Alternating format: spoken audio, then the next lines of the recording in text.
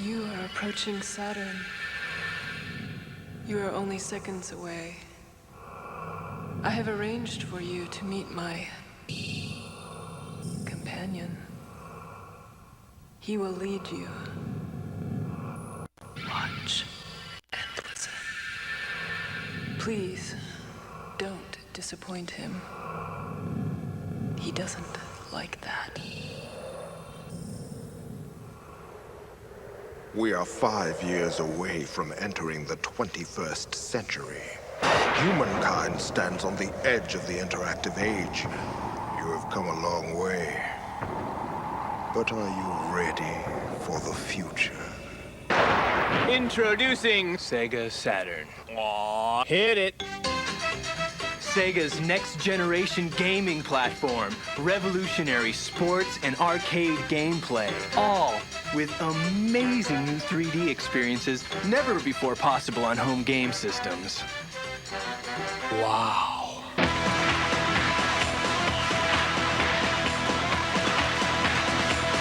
Sega Saturn.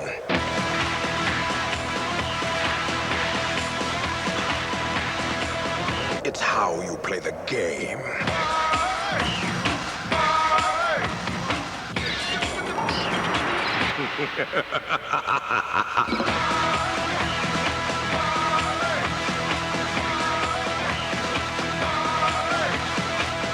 What's happening?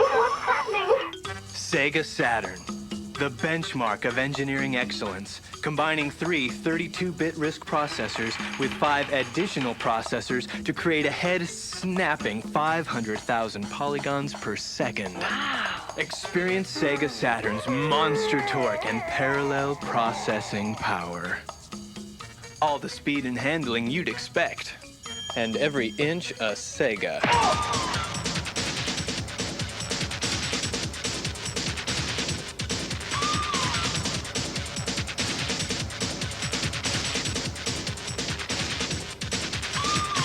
You thought you knew how to play the game? But no one has played this hard, this fast, this real, until now. Come, look into the world of Sega Saturn. Virtua Fighter!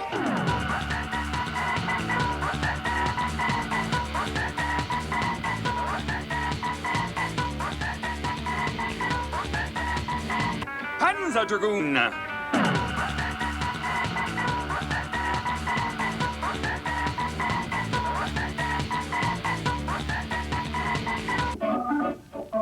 Bug!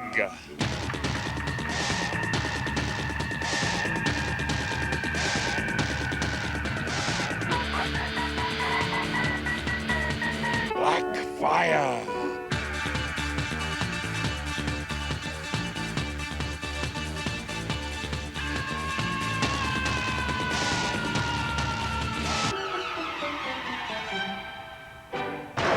Sega Saturn, the most powerful, the most technologically advanced game system anywhere.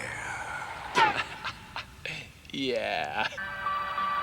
Sega Saturn is the newest and most indulgent taste temptation from Sega, delivering crystal clear digital video and rich, creamy 3D graphics.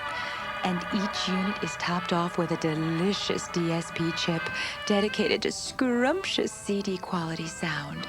This gourmet meal from Sega goes oh so well with all of these yummy, mouth-watering titles.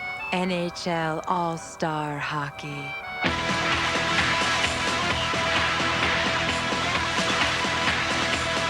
Clockwork Night.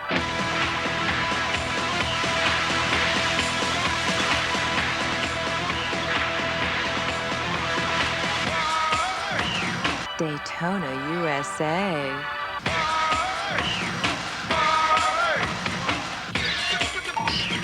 Worldwide Soccer.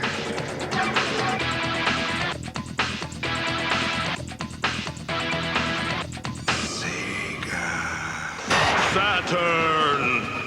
Incoming! Go farther than you have ever gone before.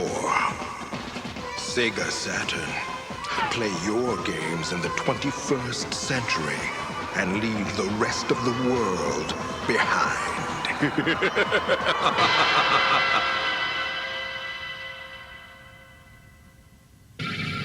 Thank you for your attention. Now it's time to explore your inner realm. Open your brain and look inside. Prepare to enter the theater of the eye. Welcome to the theater of the eye. Rods and cones report to the orbital socket. How nice. We're trimming the toenails. What's that?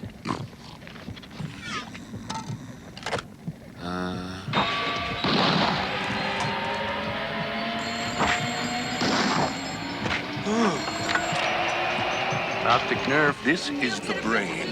What's going on down there? The eardrum's going off! Go get help! We're having a breakdown, we're having a breakdown, we're having a breakdown, having a breakdown, we're having a breakdown, having a breakdown.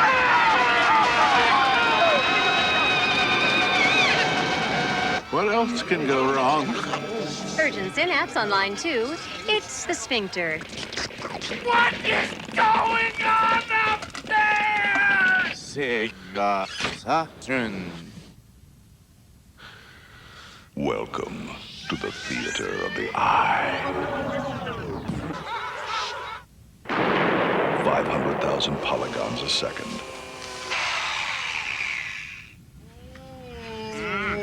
Let me see. 16 million colors. Me. Wreak some havoc in your head. Sega Saturn. Turn.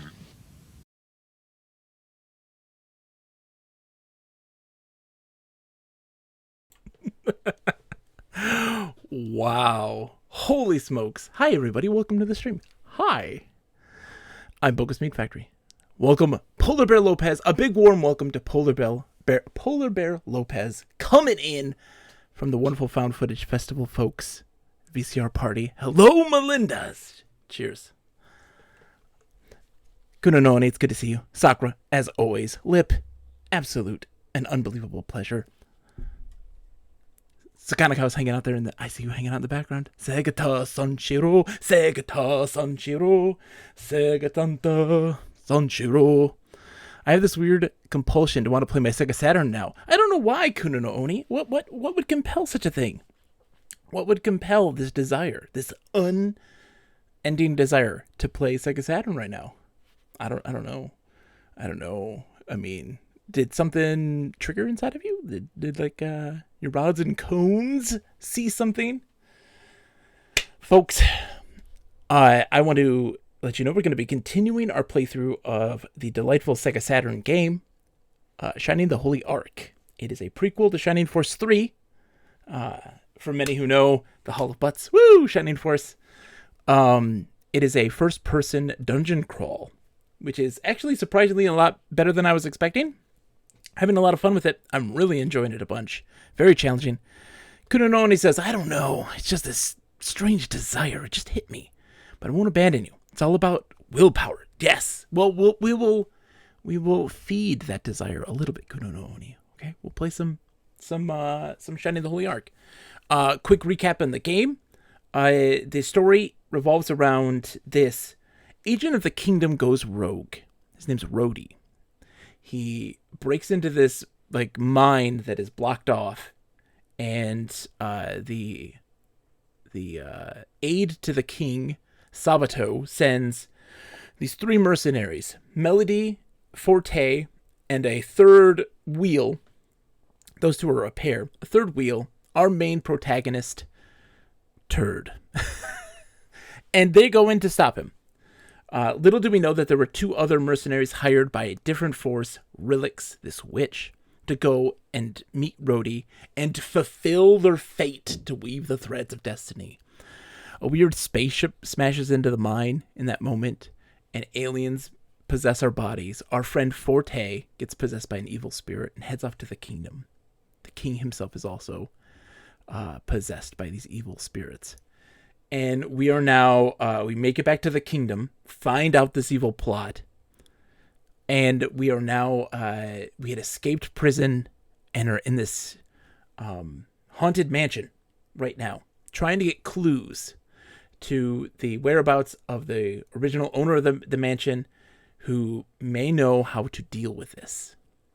We had found a dragon warrior, one of the other two rival mercenaries that we had met along the way that were meant to go and join Rhodey. Rhodey is also in our party. He has amnesia. He doesn't remember a thing about what had happened and why. And we are just having ourselves an adventure. I mean, let's jump into it. Let's get this party started. I hope everybody's having a good night. Folks, if you don't know, we may have a couple visitors from folks from the Found Footage Festival, VCR Party Live. It's a fantastic show they do every week, every Tuesday nights at 9 p.m. I was a sponsor of the show because I love them to death. They helped put my wife and I through the pandemic. I found them right about a year before the pandemic hit. And Sonic Software Planning for Endless Entertainment. Let me get the game put on here 1 second. There we go. Perfect. And so that aired last night, which was fantastic. It was an absolute joy. They apparently loved my Hall of Butts, a virtual museum, which was an absolute joy. Also, I am going to taste the Mountain Dew Spark. It is a raspberry lemonade Mountain Dew. I've never had it. Very hard. I like it. It's good. All right, let's get into this. So one of the things I love about this game is it's a traditional dungeon crawler, similar to what we saw a lot of in PC gaming, of Western PC games in the 1980s and early 90s. Very popular genre at the time. And a big one for Japan was a Western PC game called Wizardry. And that really kind of helped shape that, and Ultima really shaped what we know as JRPGs nowadays. And this is one of those great examples of that in action. Them taking that formula and really running with it in a fun and interesting way. So we're in the main city right now. Everybody's healed up, and we're almost done with this mansion dungeon. We have a couple more things we need to do there before we call it with that part and move on with the story. How's everybody doing tonight? I hope you all have had a good week. It's Wednesday. Wild. So we get to the force aberration.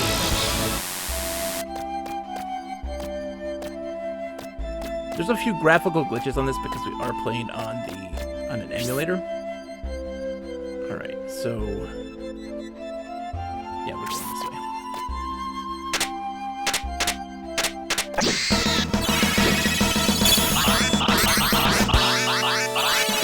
So with this, what happens there is, for those that don't know, haven't been following along this whole adventure, is you collect by exploring the world.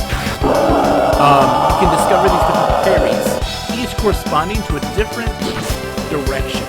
And essentially, if you pick the right fairy as an enemy emerges to fight, they come from a particular direction, left, right, forward, underneath, and from above.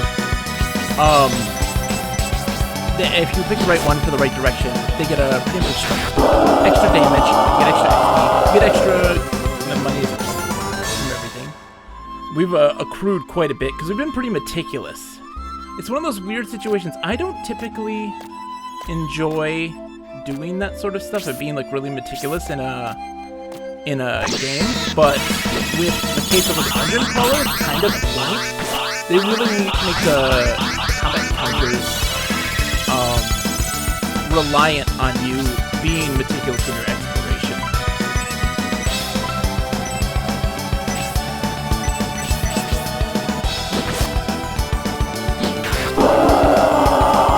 And so yeah, you discover all these cool creatures that help you. Oh, the sonic waves.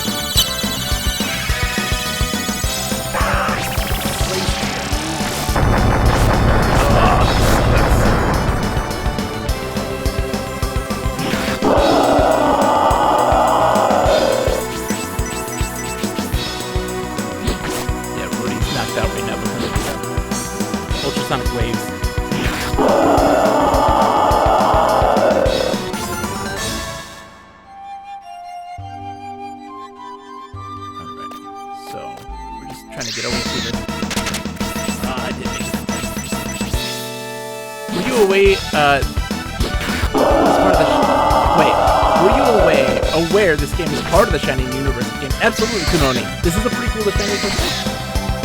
I want to do Shining Force 3 at some point in the year, which is why I decided to tackle this early on. Because I want to do Shining Force 3. At least part of it. We'll do the fan translation of the Japanese release. I wanted to do it.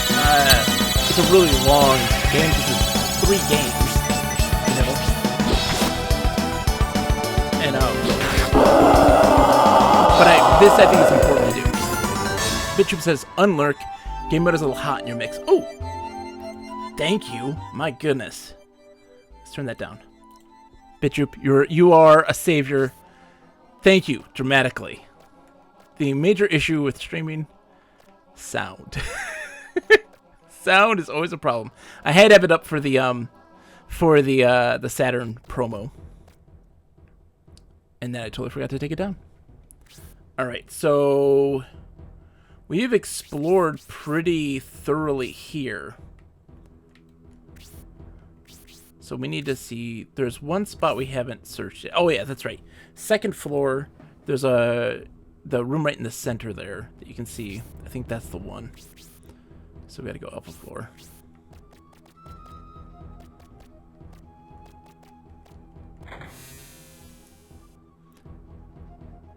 Oh yeah, Shining in the Darkness takes place after...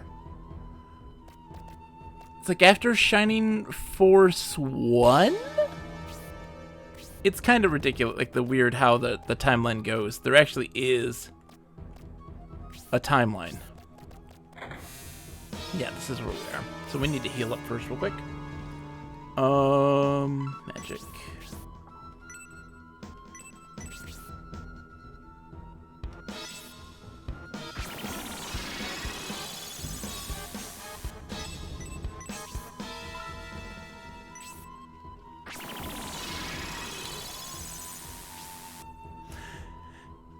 Shining in the Darkness takes place after, yeah, Shining Force 2. It's like, no, there's a Game Gear game that was Japanese only or something weird like that.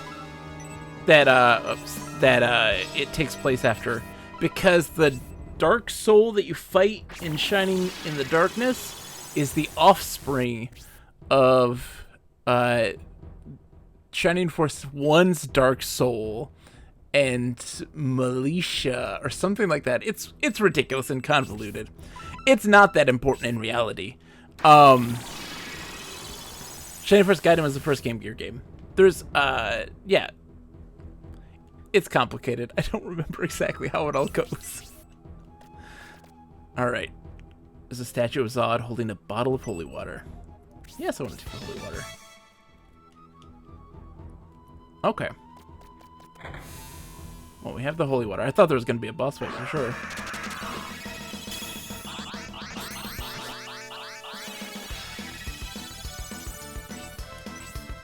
Alright.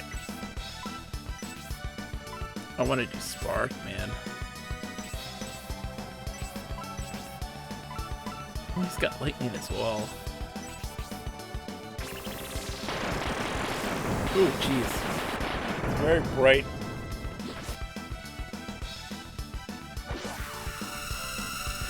So we are, pretty much these enemies only do 1 point of damage to us, but if they do Blaze level 2, different story. And having these guys do that both, if they both do Blaze level 2, is like really devastating to the party. Yeah, so I don't know which two of the Game Gear games are the Shining Force remake. I know Sword of Haya is. Haja, or whatever it is. That's in the Shining Force CD. That's a remake of Sword of Haja and Final Conflict? Or maybe the first Gaiden. I don't remember which. Okay, so we need to go back to the haunted house. The haunted room. There's a... Oh, jeez, we have to find it. There's a room that is filled with, the ghosts. Remember we saw, like, the kitchen? I think it is this way and right Because we had the riddle that tells us, like, we were given a bunch of little riddles, and one of the big ones was, oh shoot, wrong way. Was to use the holy water on, like, the ghosts. And that's the only place that there's ghosts in the mansion.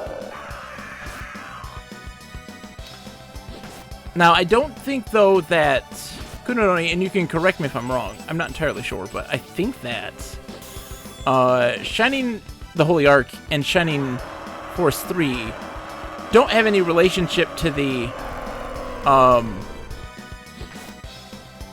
rest of the Shining Force series, right? They're not set in the same world, I don't think, and the same timeline. I could be horribly wrong, though.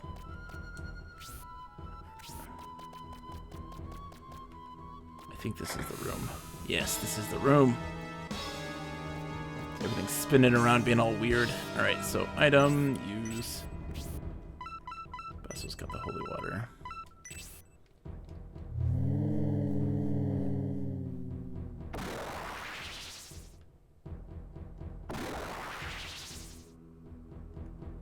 Yeah, everything stopped moving. The arcane book. What's the book used for? I forget. Okay. Hold on. So, they're set in the same universe? Okay. I thought they weren't, but you're probably right. I trust you more than I trust myself. Because I don't remember what I wrote down. I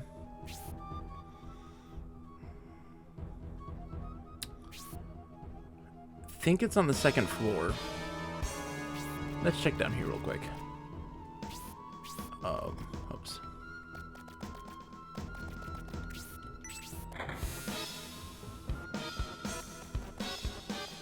That clock opens up. We have to get a crank. I don't remember where the... So we use the book to get the crank. I just don't remember where to use the book at.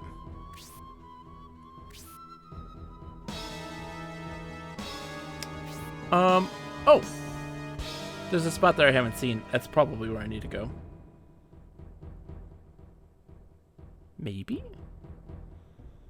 No, that's the second floor. That's the... Okay, so... We're probably going to have to go through this one by one, aren't we? Shoot. Gaiden takes place between Shining Force and Shining Force 2. Boom. Sword of Haja is a sequel to Gaiden. And Final Conflict is just another adventure set between Shining Force and Shining Force 2, but they're all side stories. Okay. So...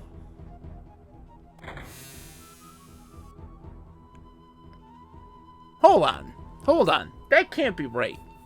Shining Force CD has two remakes of two Game Gear games. And they are like direct sequels to each other. They're direct sequels to each other.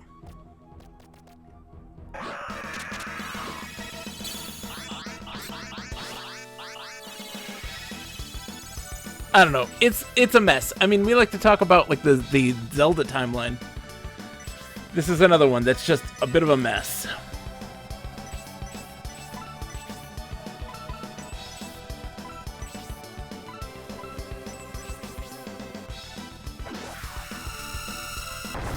Yeah, but Shining Force CD is just a remake of two Game Gear games. The Sword of Haja and, I'm guessing then, or Gaiden and Sword of Haja. Gaiden and Sword of Haja, yeah.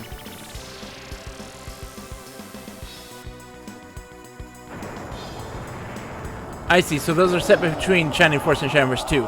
Then Final Conflict also has to be set around that time? I think, because that is kind of a nod to Shining in the Darkness. And what what happens there. I don't know, it's just a big convoluted mess. It's a big, yeah. Shining Force and Shining Force 2, yes. Yes, you are correct. That's time, come on. Well, we're getting more XP, I guess. There's a positive there.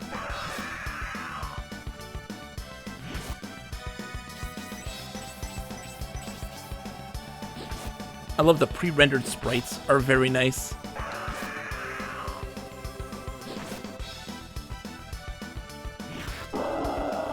Oh man, look at the butt. Jeff Bezos. 10 out of 10 butt. For an armored dragon man.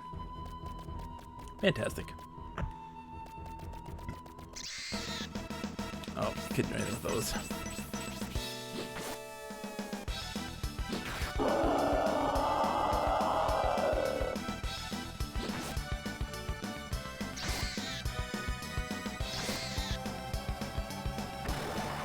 Oh, dude, flames. Shenanigans, yeah, 1/3 of the entire game. Yeah, but we do have now fan translations of those other ones that are supposedly very, very good. Those are supposedly very good. Dude, look at him, Dragon Man! Big gains. New party member. Alright, so let's see if this is the room I need to be in. No. Oh, that's right, we need to be in the library. There's a library somewhere. Where is it at? It's not here.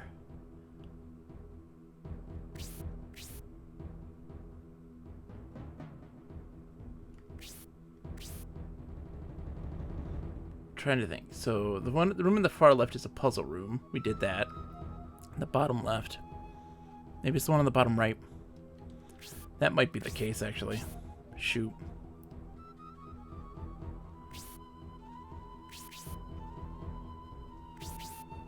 Yeah.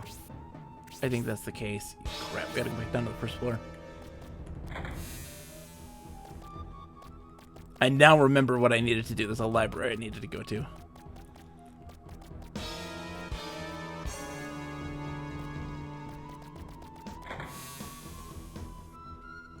Jennifer's, yeah, so oops, I already read that. So how you been, Kunonone? Hope you're doing well. I'm excited to get more into this game and get a lot of time in on it. Because I want to, you know, move through this fairly briskly. There's a bunch of stuff I want to play.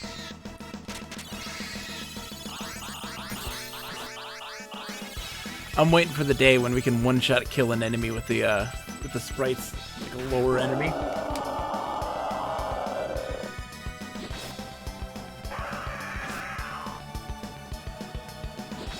So, I got a question. I was talking about this in my chat a little bit, my Discord, a little bit. I'm curious to know about your guys. So, there was an enormous acquisition by Microsoft. They bought up Activision Blizzard. Microsoft bought Activision Blizzard. Wild. This is not the library.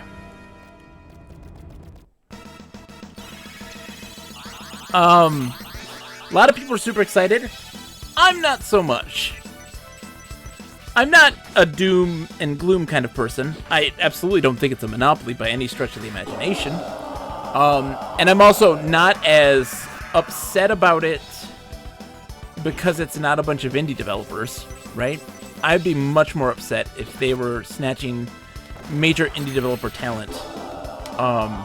Like I was a little bit when they got the guys who made Senua. And but I don't like the console wars. I don't like that. I don't believe in that heavy competitive nature of things in that regard. So for me, that's not a very enticing thing. Like, I'm not excited about it. You know, I don't think it's necessarily a good thing. It's good for Microsoft and for folks who so this is the kitchen, right? Yeah, this is the kitchen. People are still gonna have access to great games and things like this, but this massive conglomeration of power, especially in any industry, gives it this too big to fail. This is, I'm pretty neutral on it. Microsoft has a mixed track record on some things. So does Activision. I don't think any of the IPs are any worse off, at least. Exactly. I'm with you, Lip. But what's weird is that people are all like, oh man, this company could do, you know, Banjo-Kazooie, or they could bring back Zork, or they could bring back all these adventure games. And it's like, you're living in potential there. You're thinking about what could potentially be the case, and not what is most likely going to happen. What's most likely going to happen is we're just going to have the same kind of stuff. You know, we're going to have your Call of Duty and all that jazz, and probably have them be exclusive. But the problem is that they just have this too big to fail thing,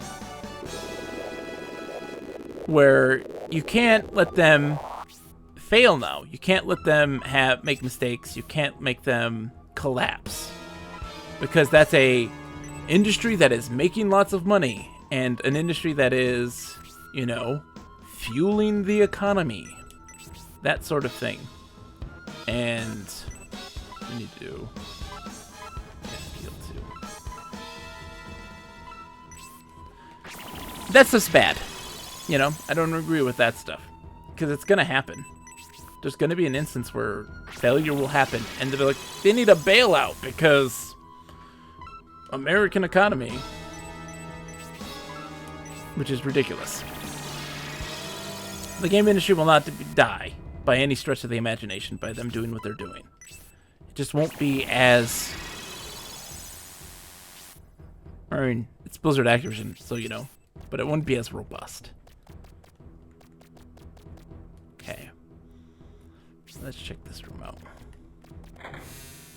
One of these rooms is a library. This is not it. It's got to be in the next floor.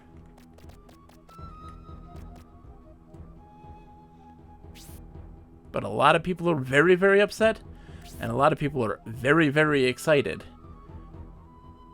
I'm none of those things. Oh, there it is. It's the circular room, the little circular room. So we need to go that way. Couldn't be farther away from it.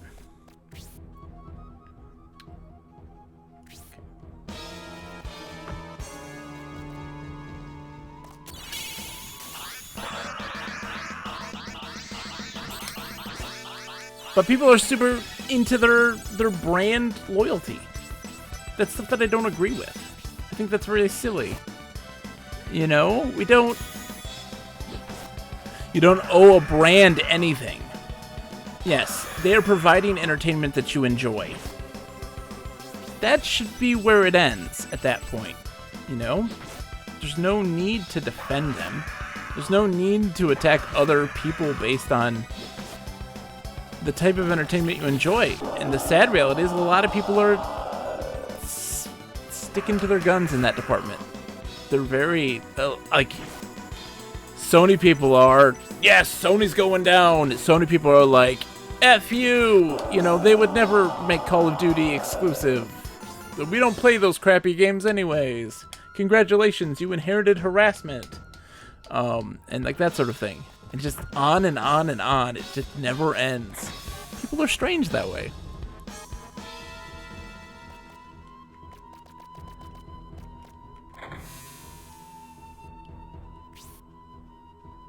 Alright.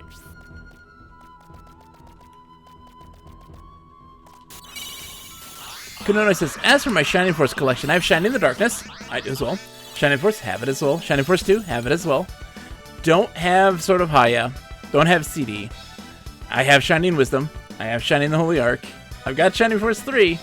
I have Shining...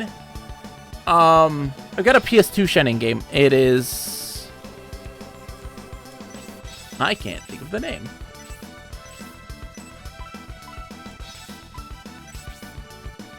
It's a PS2 and Shining Resonance? Maybe it is Resonance Refrain. Maybe that's what it is.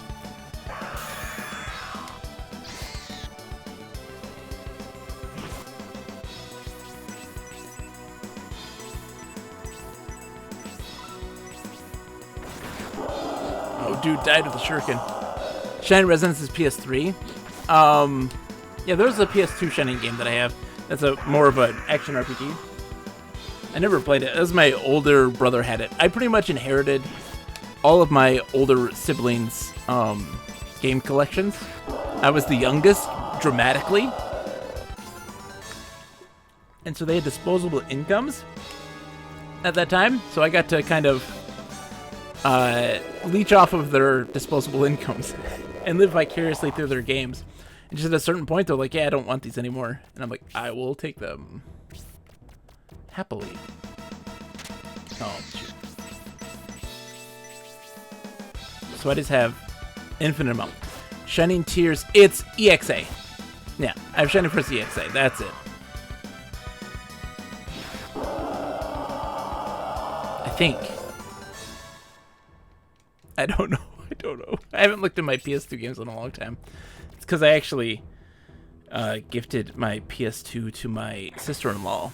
I modded a PS2 for her so that she could play the Persona games. Let's see, there should be a hole in one of these bookshelves. There it is. There's enough room for one book.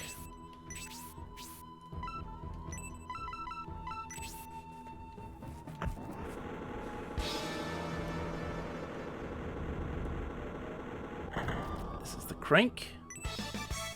Yep.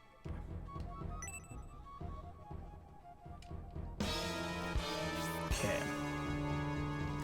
Quickest way there.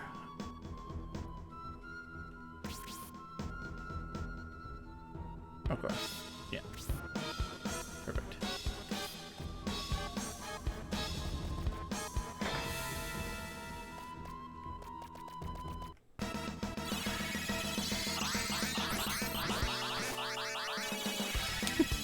I just love that, man. Hopefully we get to see a new Cal soon. We're almost done. Like, this is the last bit. Tea time. We have to set the clock for tea time. Which I'm gonna guess is noon. Right? That would be noon.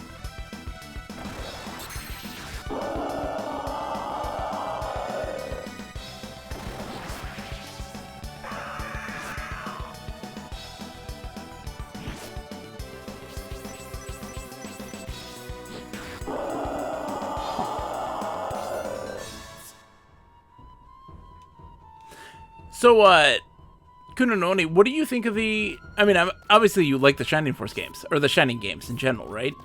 But, like, what is your thoughts on the more modern Shining entries?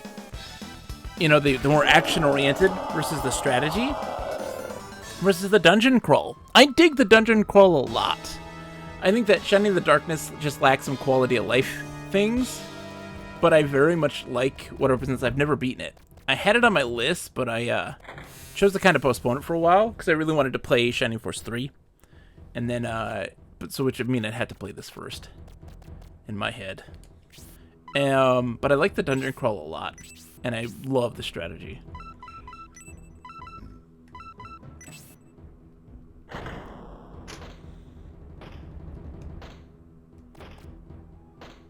Sound of a door being locked.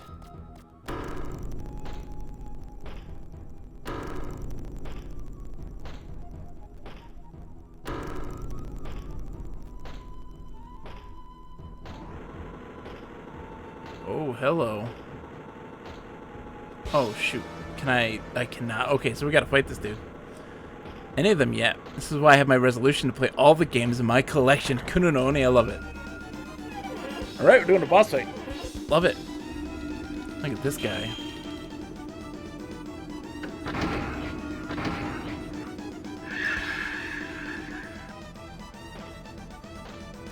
Okay. Well, that's a thing. Let's see. Let's spark. Bezos can only do that. Let's see if we can put him to sleep. And then Melody.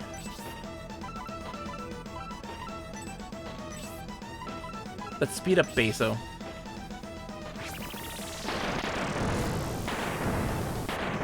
Ooh, what Game Boy games do you have? What have you been playing on Game Boy? That didn't work. It's a Time Warrior. I love me some Game Boy. Wanted to increase Beso's speed so that he can get attacking quick. Aimed at Melody. Okay. So fight, fight. I'm gonna still try to put him to sleep and have her heal herself.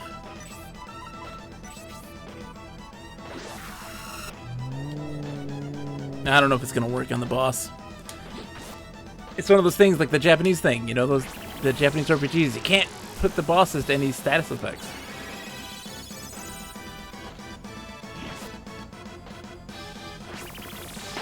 Ooh, smart level 1. Oh, jeez. I'm glad I healed everybody. Any attacks afterwards, too? Are you serious? Alright. Heal. Bezos. Let's keep trying.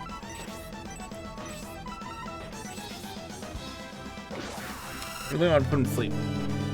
Okay, we gotta give it up. It's not happening. If he does that again, we're dead.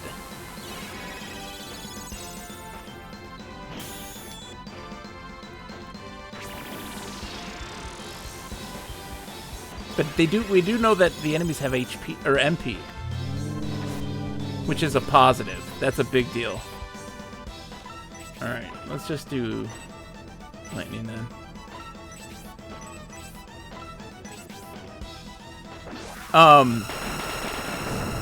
So they can run out of magic points.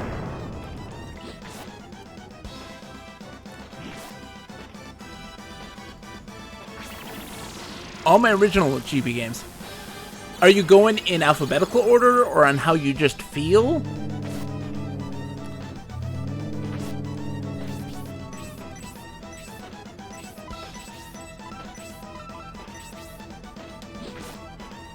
Saving the RPGs for last. Okay. Let's see what you got. Ooh. The Pokemon's always classic. Man, there's one of my favorite Game Boy games that I played with as a kid that I never got very far in overall was the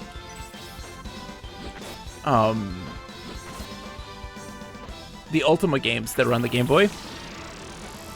I very much enjoy them. They're more of a action RPG, but open world still. So an open world sandbox, which is fantastic. Who's he aiming for? Cody, okay. Heal yourself, Bezos.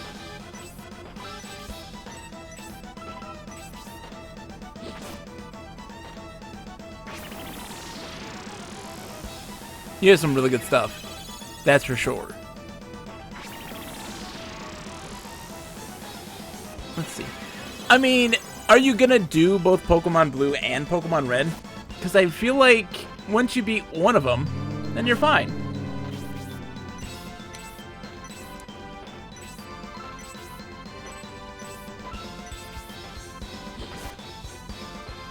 I wouldn't say you need to, in all honesty, like, because they are the same game. Just you encounter different Pokemon. It's not even a different, like, story. You know?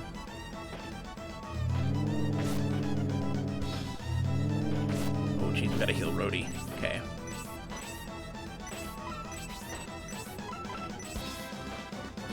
Love the ticking clock in the background, too. You can hear it.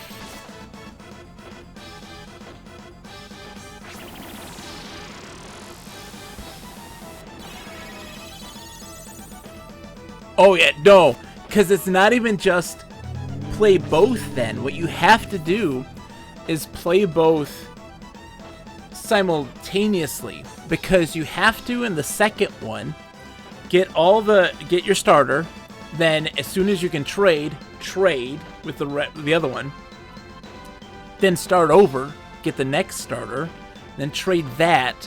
But not only that, you have to go halfway into the game to get all the Eevee, to get another Eevee to trade, then start over, do that again, so that you can get all the different evolutions of Eevee. Like, it's ridiculous. It is absolutely ridiculous.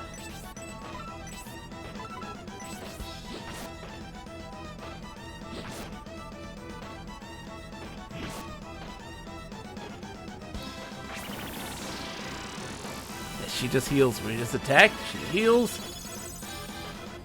Oh no. Okay, so 38. Just don't attack Melody, please. There we go. Thank you.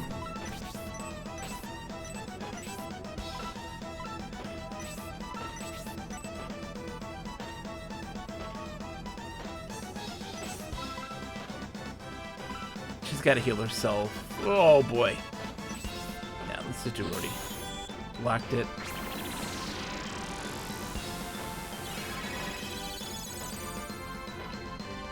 Please don't attack Melody. Please don't attack Melody. Oh, it doesn't even matter. He's dead. That's a boss down. Time where he's been defeated. Still sword is found. Turd is level 16. Today, please. Thank you, Lip. Alright, let's heal up. That'll be tons of fun in Kuno no Oni. The Oracle games are really good. I really enjoyed them. I was surprised I enjoyed them as much as I did. They were a lot of fun. No, she's just gonna do... Oops. She's just gonna do her heal too on herself. The Capcom Zelda games are actually a lot of fun. Also, they have Tingle, so like I can't complain. They got Tingle, baby.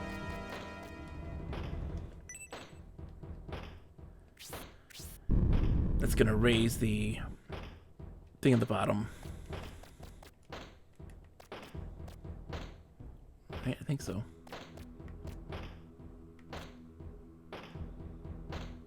Something's moved. Okay. I'm gonna go down to the first floor and we'll check it out. Oh no, NES RPGs. I'm gonna go the other way, actually. Jeez, that is enormous. Are you? I've got a real question. Are you playing right now, Kuno Oni? Like, are you whittling away right now? I would hope so.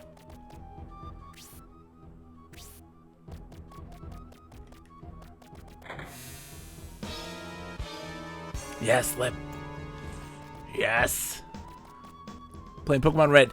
Man, oh, dude, Pokemon is... Legitimately, Pokemon is such a fantastic game to just veg. Like, put something on in the background and play.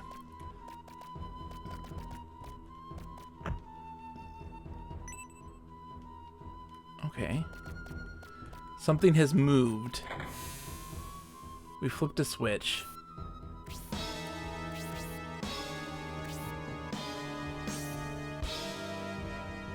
Maybe at the little church room? Maybe at the church room. Yeah, Pokemon is such a great game to do that. I'm invading your space. Nick, how's it going? Nick, did you change the color of your name? Now you have Lip's name, or color. Jeez. I won't be able to tell anybody apart. I'm doing good, Nick. How are you, my friend? I think the color of your name changed. It's now light blue. I didn't think it was light blue before. Maybe I'm crazy.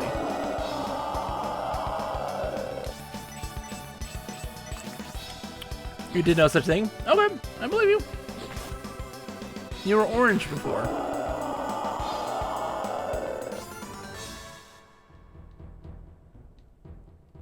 You're brown on your end. Yeah, you're blue on my end for some reason. Alright. I'm not gonna argue.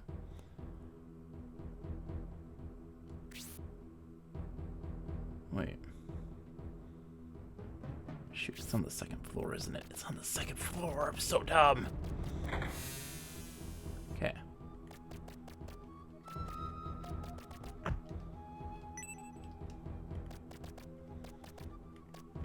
Mostly an educational day. Nice.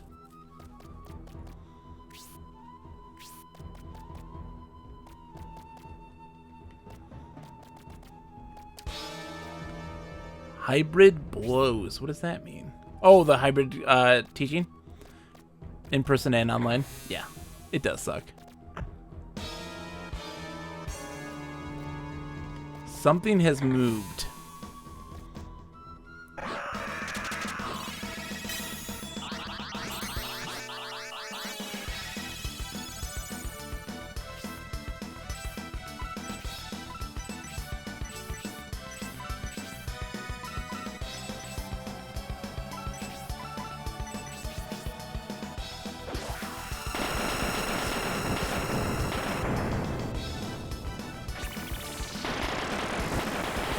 find all the sparks. I wonder what has moved. Is it something in here, or is it something in, like, the cemetery? Because they talked about the cemetery.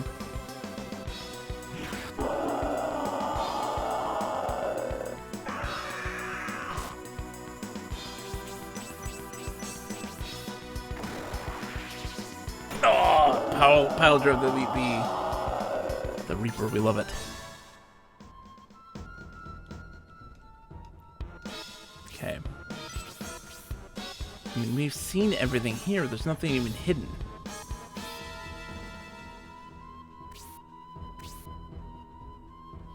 I might look this up, because I don't want to go scouring through the whole thing. If it's just, if it's quite literally like, oh, yeah, go somewhere else now.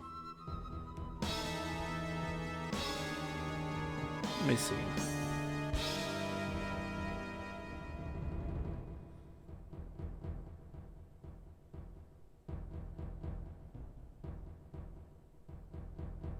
Let's see. Yeah. It's, you have to go to the graveyard now. So we gotta leave.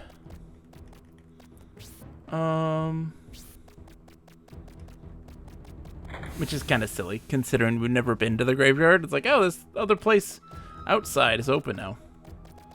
We'll go sleep at the inn, and then go tackle the graveyard.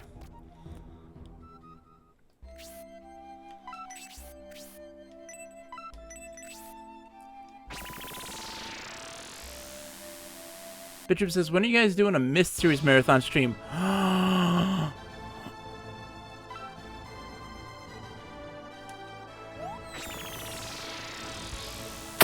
My problem, BitTroop, my problem with it, with doing Myst games with Nick, is that I will be insufferable. I'll be insufferable because I love them so much and I've played so much of them. And also, we could probably do like a screen share of Myst and Riven with Nick, but his computer and his internet sharing screen with the other stuff probably wouldn't be able to happen. I mean, I guess, no, they're all still pretty, still screens, but I would lose my mind. I would lose my mind watching Nick struggle in the Myst games. So like I have on multiple occasions given people like just to tag along as they play through Myst Online, to like see them go through. Oh, Kununoni, does he have an old PC?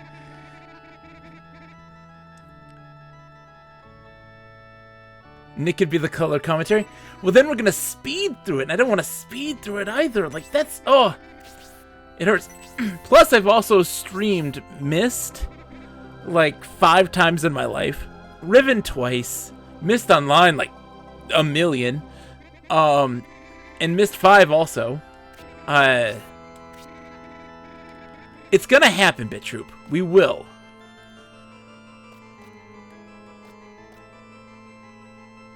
We will. I don't know how we're gonna do it yet. I gotta figure out the logistics. It's gonna happen. Because I want Nick to experience them. Because he has no clue. He has no clue. Not even remotely the slightest.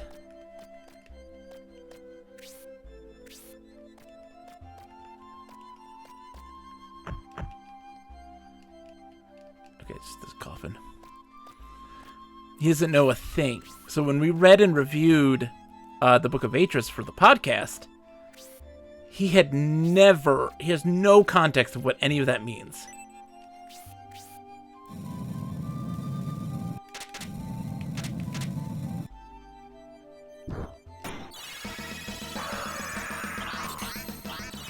Dude, look at this guy. The ghoul. Nick played a fraction of Mist Online, and he listened to me cackle incessantly that Nick doesn't know how to play Mist Online. Like, I was losing my mind. Cool, non-stop squats. Just Persnickety Sea Cow, by the way, welcome. How are you? It's good to see you, my friend. How are you? It's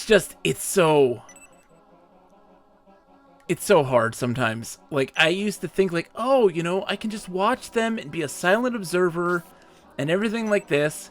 But then there's me like, the answer's right there. It's right. Just look over there, please. It's right there. That's what I thought too, BitTroop. Nick was very much like, we got to do a stream ahead of time of Myst so that he can be prepared for it. He was of the belief that it was important for him to have played Myst. And I was like, no, it's super important that you not play Myst, so that you can see how the book stands up on its own merits and if it makes any sense. Like, that stuff's what's important. And it's just a different perspective. I'm a giant Myst junkie. So for me, you're getting that side of things. We don't need another person who knows a lot about Myst. We have to check all the tombstones. We're meticulous here. Ghosts popping out at us. I'm gonna give a genuine reaction. I am so scared of all of these things popping out at me. Pog.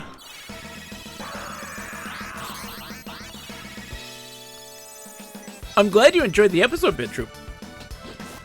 Put a lot of work into that one. That was a lot of fun. That's a book that I very much enjoy. Yeah, I understand that. Nick, but like,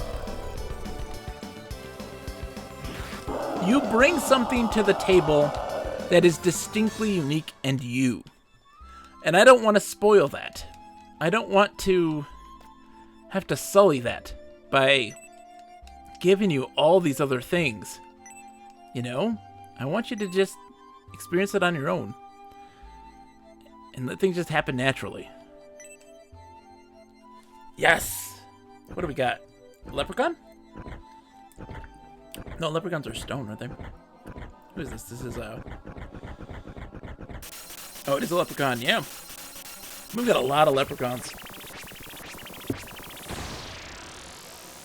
Aww. Cocus.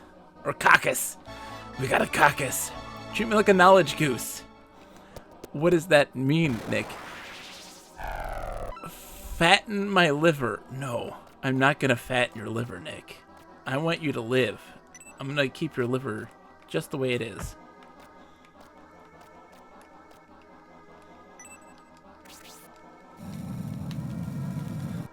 I should have put up some Nick, Nick, you want me to activate the, activate the Nick facts? I can turn Nick facts back on. You can talk to us about the history of zombies or whatever. Look at that guy's groin. It's a delight. Just a distinct buttocks region. Nothing else, though.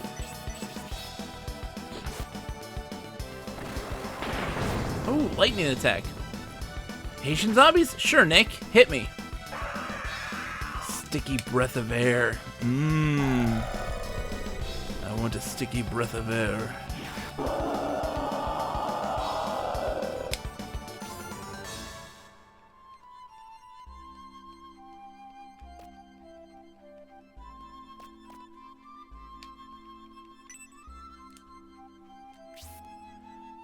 I mean, that's it, sort of. What do you mean that's it? Nothing else to add to it? You don't know a lot of... I guess you don't... Your expertise is not in things like hoodoo. Or hoodoon. And all that jazz. Oops, wrong button. It's a man-eater. Whoa! Oh, here she comes.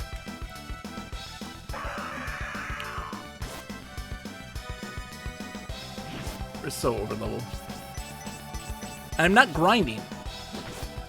The power of voodoo. Hoodoo. You do what? You remind me of the babe.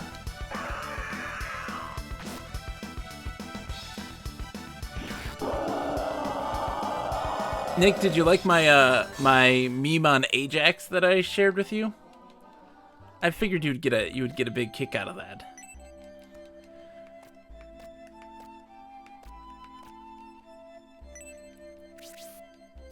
We're opening all the crypts, man. We're not.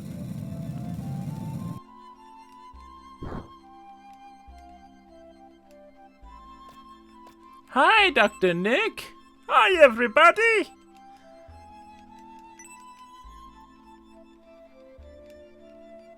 Lip, I hope you're doing well, my friend.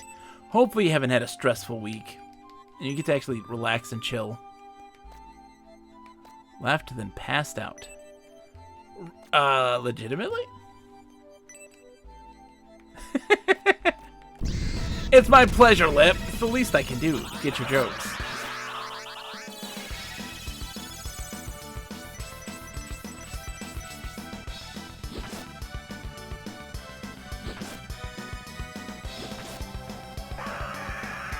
Oh.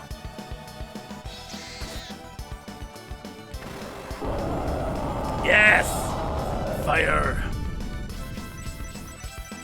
Have you been playing any more of... What were you playing? Lip, with your wife, with Anomus. What were you playing? Been okay so far. I've not been eroded down to only a nub of sanity yet, since coming back from that long time off around the holidays. Well, I'm glad that was helpful. Oh, I gotta discard stuff? Jesus. I have so much stuff to sell. Hold on, nothing. Yeah, we'll discard the herb.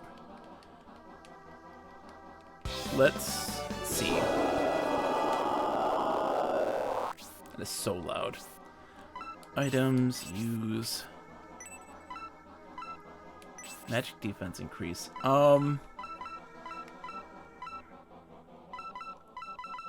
Let's give it to Turd.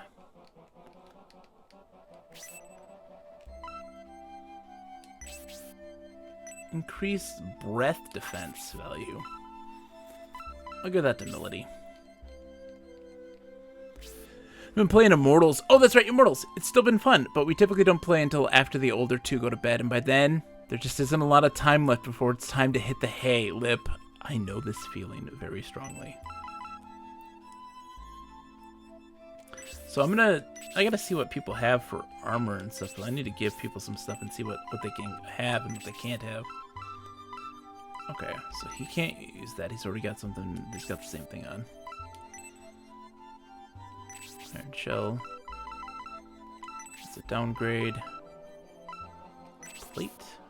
Oh, we can equip that. Oh, dude, we're giving that to him.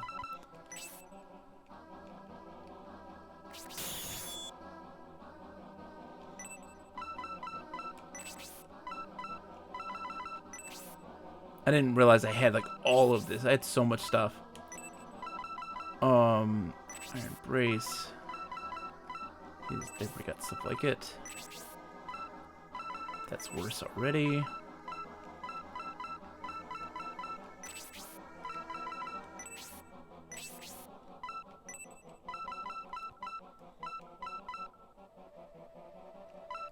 Alright. So it looks like everybody's got what they can get right now. And I'm gonna have to go sell stuff. I did not realize that we were so jam-packed with stuff.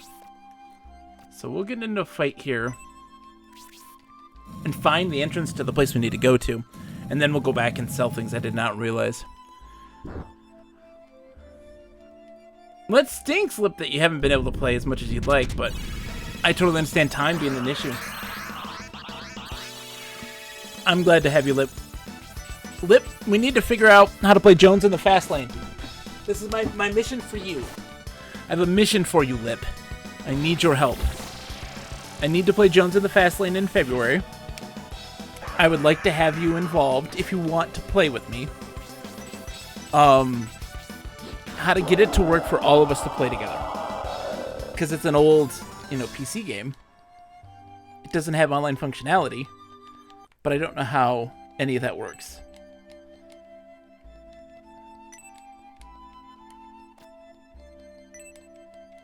Because it's like a board game.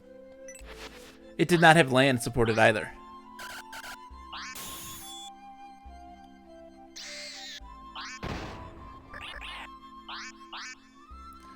I'm going to... Oh, jeez. Someone is poisoned? Oh, okay.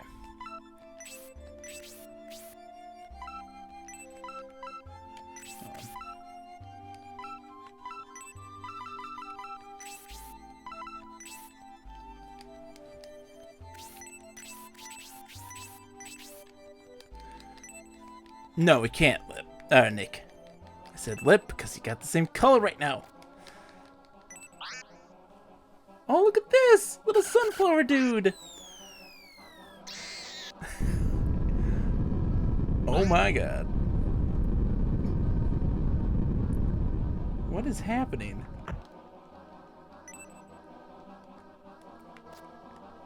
I'd love to do some male, that was the thing that I used to love to death, is that, to play, when I finally had access to, like, internet and stuff, to play Civilization in mail matches. You could play the original Civ through email.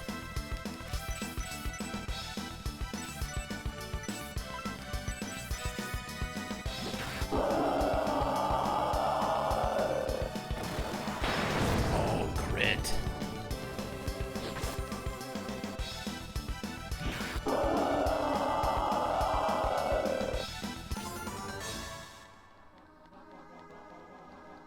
Because I want to get a group of 3 people together, 3 other people together to play that, because I'm going to be doing it for a podcast.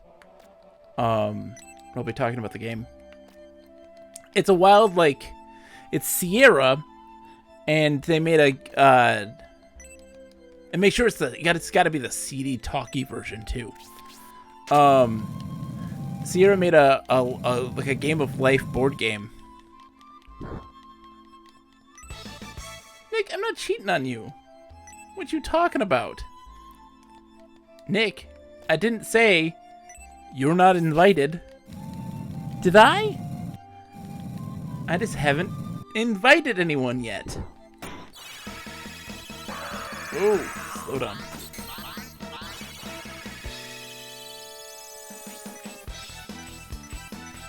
Major chug.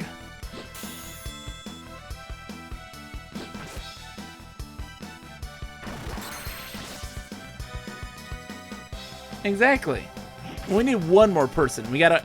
So, we need a total of 4, including myself.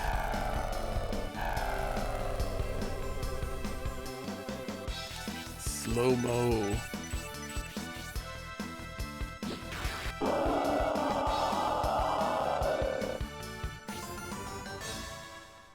The ghoul has been defeated, yeah. The pixies give you the XP.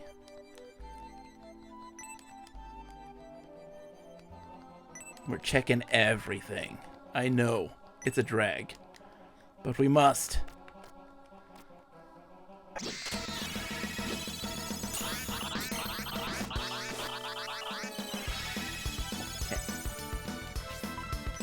Oops. Battle. Wait.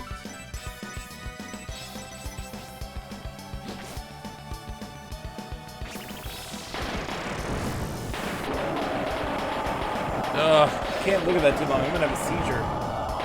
I'm photosensitive. Breathing fire.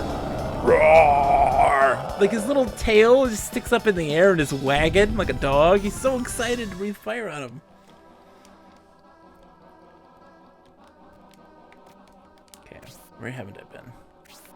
This way.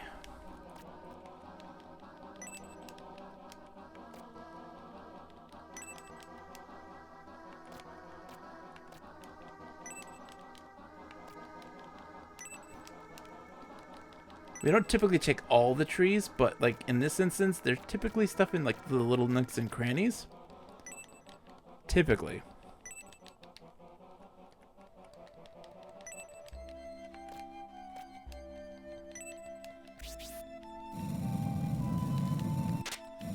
Let's see if we can get it in. Is another fight? Ah, underground staircase. Okay. Oh, the catacombs. Okay, so let's go sell our stuff so that we can get more items. And then we'll go through the catacombs. The next step, the next dungeon. I very much enjoy that this game is a major mixture of kind of overworld exploration as well as like dungeons proper. It just feels so good. It feels nice. Everything, it feels diverse. And never at any point am I like, oh, it's this thing again? Like, oh, God. Yep, weapons, let's sell. There's any sale items? No. Okay, we're selling stuff. Selling a lot of fairy powder. I have so much of it. We don't typically get hit by anything. We don't need the steel helmet.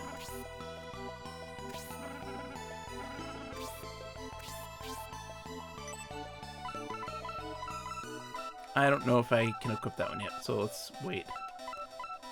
I probably can, or somebody can use it.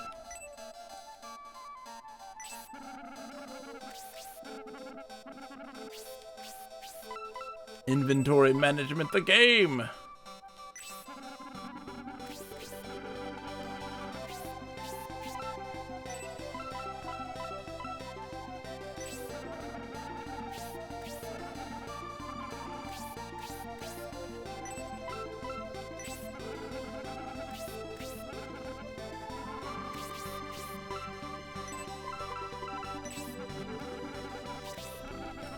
Alright. Yeah, because Jones is a wild game, too, to play. It's one of those things that, like, if you have a computer to play against, because you can play against the computer, the CPU. It's, hold on, broadsword. I gotta see which one's better, I didn't even look at that. The computer knows how to play the game. Pokemon on the Game Boy only has 2 frames of animation. I know, isn't that amazing? It's effective, though, isn't it, though? Like, you don't need to have... Look at everything else that they've accomplished in that game. It's wild.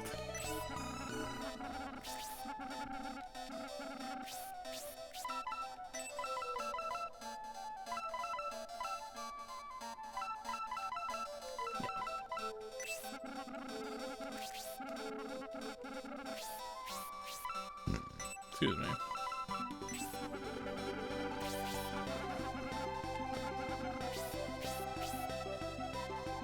Okay, I just gotta see about that weapon.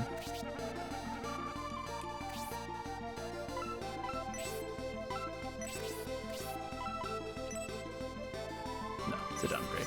Okay.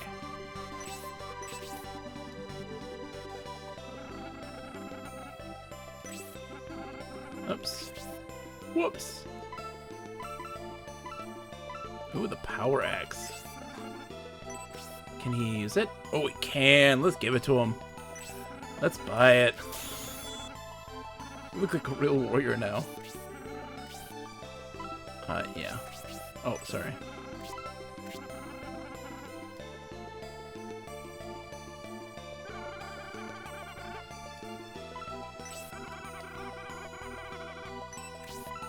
Alright, we're selling the Daito.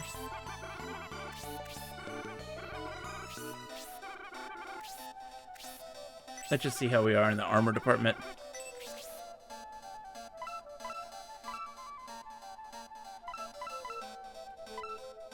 Battle armor. Nope, I can't use it.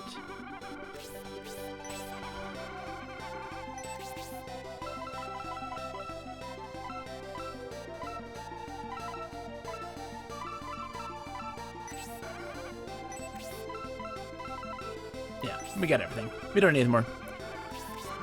Walking smooth. The game runs so well. It is absolutely astounding. Some of the games that they were able to get on that system. I gotta sleep first and then save. You know, like the Gargoyles Quest on there. That's wild. They were able to get that on there. Oh, nice. Squirrels to 15. Have you gotten any badges yet? You might. Depends on how much you're grinding. My daughter, she's 6. She just recently beat Pokemon Red. Oh, sorry, she beat Pokemon Yellow. She had Pokemon Yellow. And that was her very first, like, official video game. She beat that on her own, which is wild. In the Viridian Forest, okay, so you're grinding a bit. I dig it. Are you gonna try to catch them all? I can't do it. You burn out so quickly. I would say that having Squirtle as your starter, you don't have to worry about grinding. Like, not in the slightest. Not in the slightest. What's that, Pokemons? But no, my daughter beat it for the first time over the summer. Her birthday is in April, and we gave her Pokemon Yellow. And she, like, beat it as soon as school started, right before school started. Yeah, so Kuno no Oni, yeah, typically it's, yeah, I get the ones that I encounter if I haven't caught them before. I typically will get those then, but I do not go, you know, hardcore into the, I'm going to sit here and go in a circle in this one little patch of grass until I get, like, the 5% chance spawn of this one rare Pokemon. And then there's the shiny hunting, which I very much appreciate. Like, I don't mind the people who go hardcore into it, you know? Oh, that's not even right. I don't mind people who go hardcore into it. It's just, I don't need to do that myself. You did for the Pikachu? I don't blame you, because you want... Because, look, Chunky Pikachu is a delight. We love... I think that the world needs more Chunky Pikachu. It's a disservice to have thinned out Pikachu. I also love the sprite for Sandshrew in the first generation.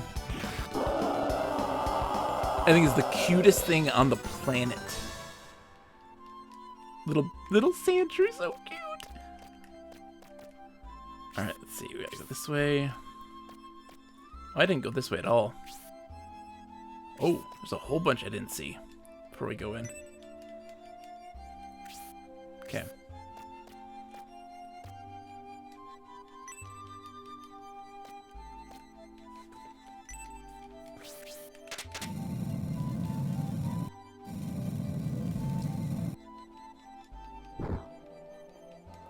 Yeah, still coughing.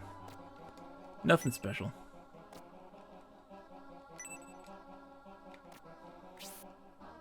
Yeah, this is all stuff we haven't seen yet. We have to see it all, because there's a possibility we might get ourselves a new fairy. And that's like... That's the thing I'm almost OCD on. I would almost go through every single viewable thing that would include all the trees. Power shield. Yeah, we're equipping that. Oh, yes! See? See, if I missed that, I'd be upset with myself. And we needed another fairy.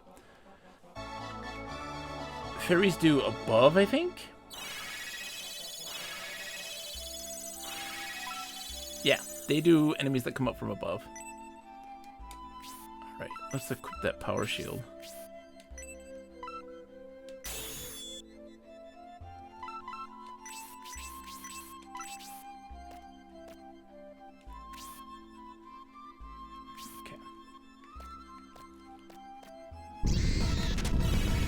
Trying to get my Kakuna to transform into Metapod. Hold on. Kakuna does not transform into Metapod.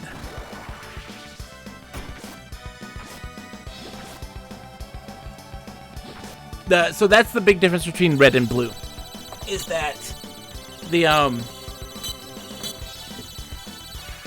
Oh gosh, this is a panic thing.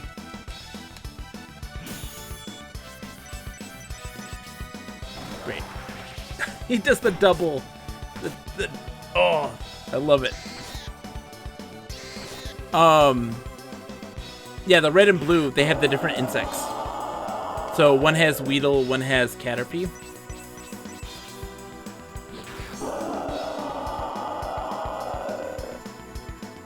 One of them turns into Kakuna, one turns into Metapod.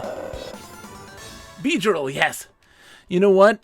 I love me some bug Pokemon. I think that it's weird. So like, so I have a question for you, Kunononi. How much experience did you have with Pokemon before you did this, though? I'm very curious. Like, do you have a ton of knowledge about it, or are you just kind of coming in for the first time?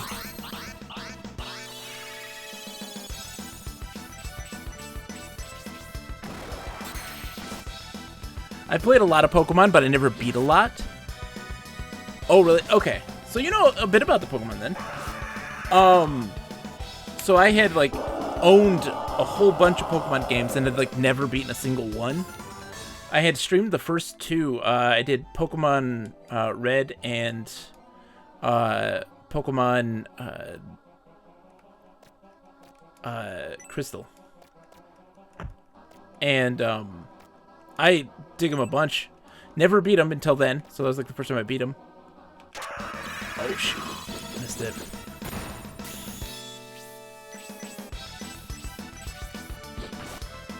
And I'm gonna quest to go through the whole series, like chronologically, and get through them to see how they evolve over time, and to also just say that I finally beat them, because I've never really beaten many Pokemon games. Those are the only two I beat.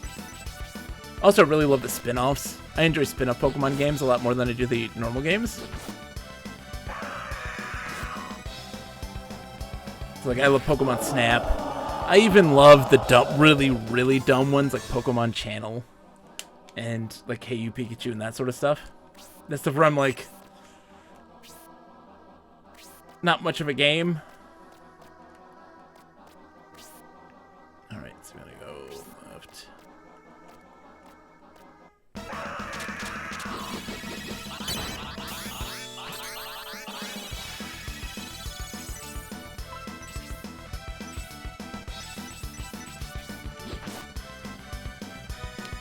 Just want these guys to die. Oh, they blocked. An explosion from their mouth. Yeah, they always do this every time. It's such a pain. And, like, you can't... Your defense isn't going to do anything about that.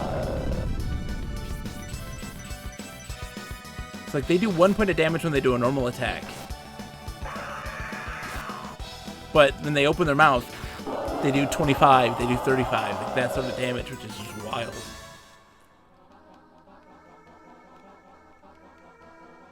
Okay, let's heal.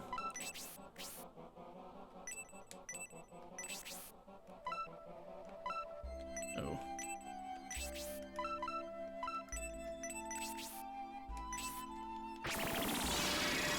But it's fun. Do you have a favorite? Do you have a favorite Pokemon? Like one that you really love? Do you think it's like the coolest? Everybody's got one. There's never a Pokemon that people universally think are terrible. Everybody's got one, you know? Everybody's got there's a Pokemon for everyone. Even the derpy ones. I mean, I've got right here my little buddy Dunsparce. Look at him! It's little Dunny the Dunsparce. Psyduck is my favorite. Psyduck is legit my favorite Pokemon. I love me some Dunsparce. He's so cute. He's from Gen 2. And I love the doofs. So like I'm a lover of the Pokemon types that nobody enjoy. So I like normal types, I like bug types.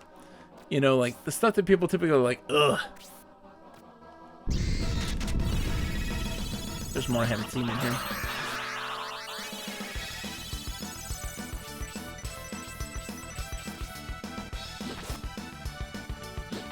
But anything that looks derpy and just ugly, I love the unloved Pokemon. Those ones that people almost universally don't enjoy.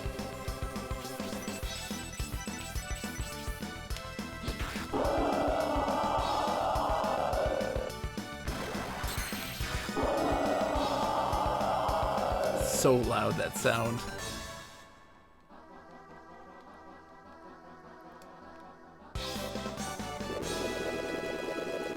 Level up. Hellblast level 3.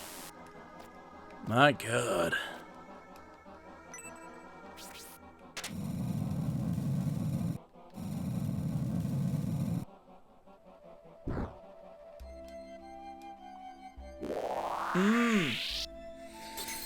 Yes! I'm happy for the meticulousness. Dude, we have another incubus. Krupus. Krupus the incubus. Look at this guy. He sports quite the bulge. Being an incubus and all. Look at him. As happy as could be. That's like our 6th one. How many? Hold on. Do you have a fairy thing? Can I see what the fairies are? Status. Allied pixies. Yeah, we have 5 leprechauns, 5 incubuses, 2 pixies. We need more pixies. Okay. So we haven't seen this crypt here.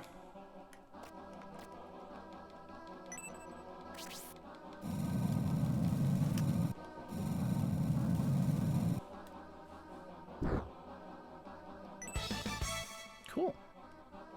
Steel sword. We already have one. We don't need another one. But we can sell it.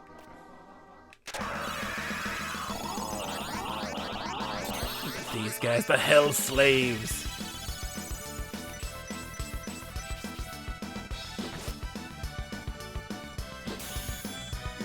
Lock.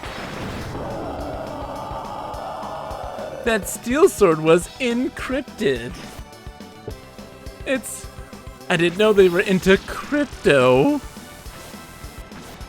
Oh, I hate magic so much.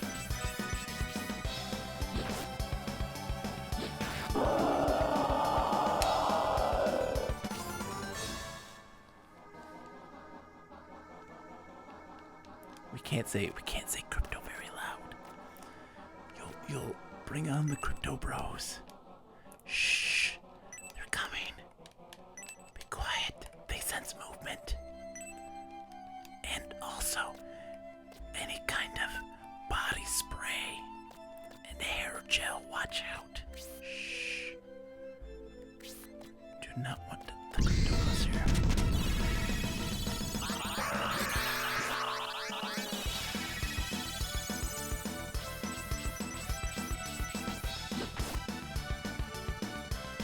There we go. I'll drive that man-eater.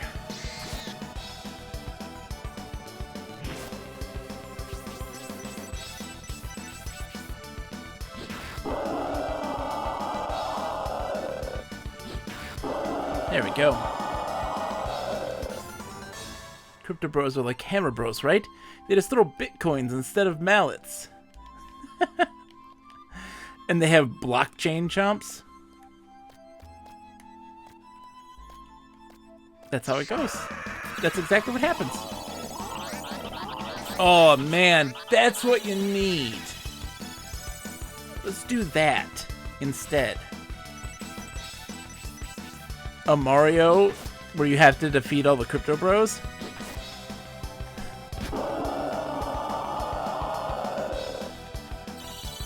Oh, the sonic waves.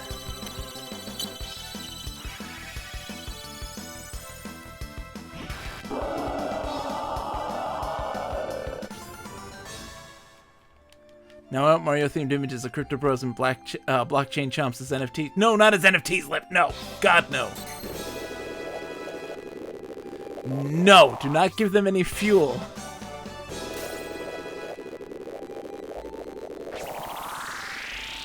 Spider thread is level 2. Alright, so the way to the crypt is this way. Do not give them any ideas. Shame on them.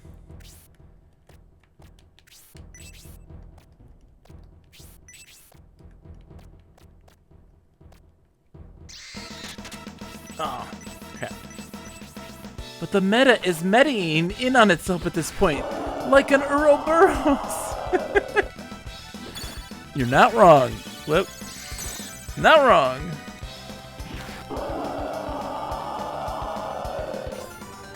I was so annoyed at that stupid, there's an article, this, paper article about the acquisition of Microsoft, etc. Oh, shoot, wrong button. And yeah, just how Microsoft is trying to capitalize and corner the meta market. And I'm like, ugh. No. No, that's not, no. Oh God, no. Just stop. It's like everybody's an old person now, right? As if all of the people who grew up on the internet never knew anything about the internet. What the? Okay.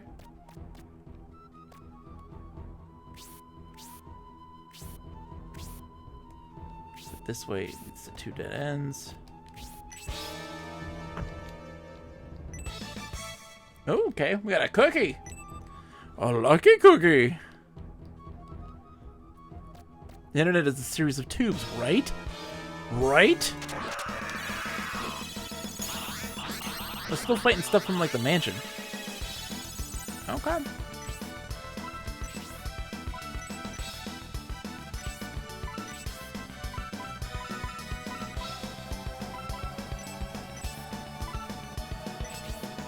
I want her to use Hellblast 3.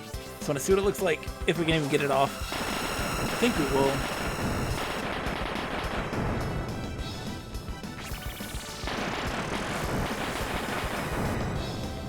Here we go, let's see Hellblast 3.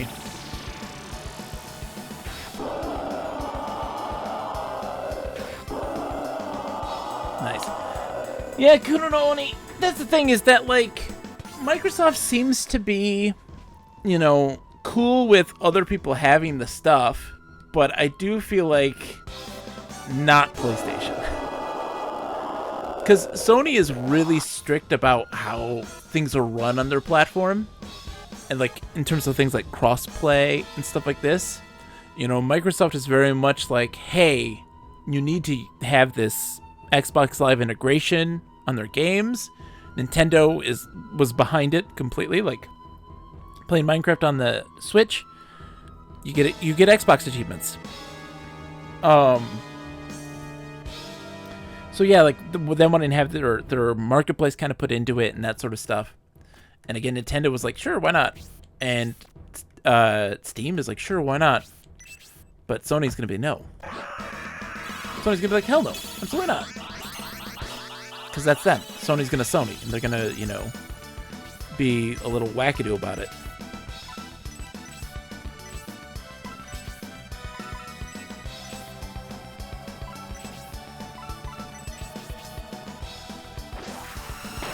But the thing is that if you have, I mean, I guess it's not as much of an issue if you have a PC. You know, it's not that much at all of an issue because you'll have access to it then still. So for me, you know, I got a Switch, I got a PC. I'm pretty good for things. I don't need to have a PlayStation 5. And with the way that they're putting some games out on PC and such, that's, you know, better for me. But I know I'm not the norm. I'm not, you know, that's the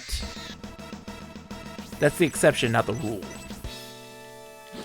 But I've always been a firm believer that what the Xbox consoles are really meant to be are just a cheap plug-in and play system. It's something that a person doesn't have to go and buy a PC rig. They can just plug that system in to their TV and play games. Don't have to worry about it. That's kind of how Microsoft seems to be approaching it as well, which I think is a smart move on their part.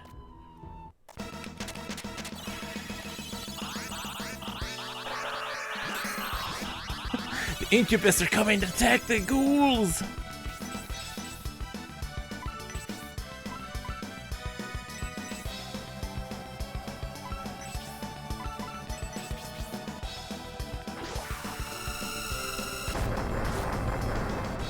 But in the end, again, and I stressed it earlier that, like, I don't like the constant acclamation of studios and whittling down the size of the marketplace, you know, so that there's just now these bigger contenders, because I think too big to fail is a real thing. And I think Microsoft's kind of setting itself up to be that. It wants to be that in a too big to fail situation here in the United States, as being this major industry and, you know, an economy all its own that needs to be protected by the U.S. government and kept alive no matter what.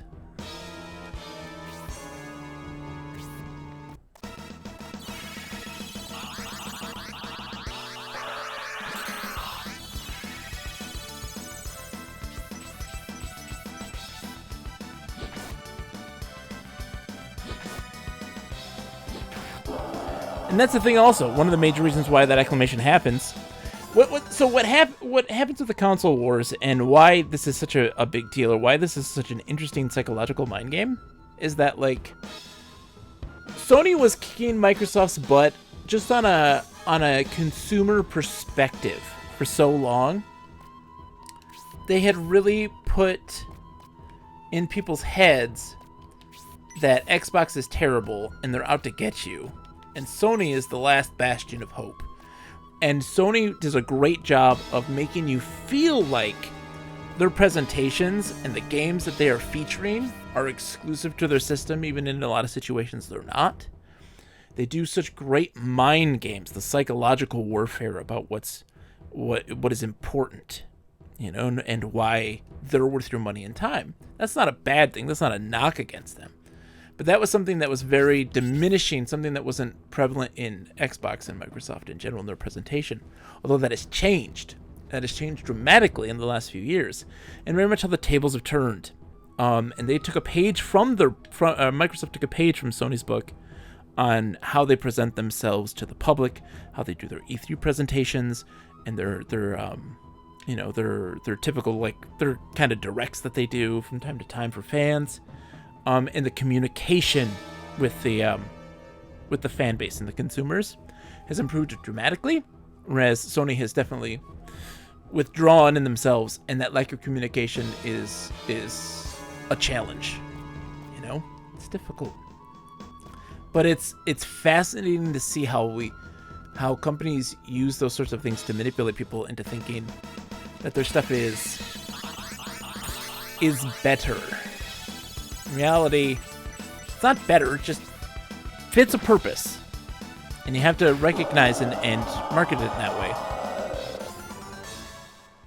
But the console wars are still a prevalent thing, and it's so stupid that it is. Okay. I got these things. I don't know what to do with those yet. Alright.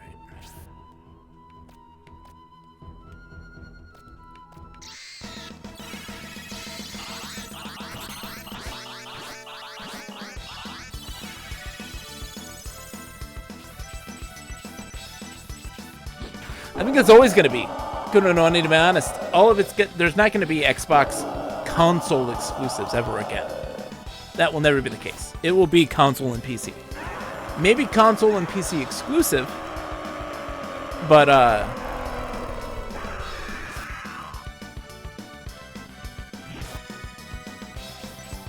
yeah, they're not gonna do the system exclusives.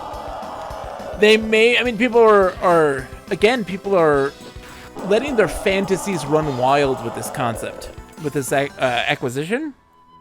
Oh, WoW's going to have a console port. That's just happening. That'll be the big thing that's going to revive WoW. Is it, though? I don't think that's... I don't think that's it. I don't think that's going to be that huge of a deal for people.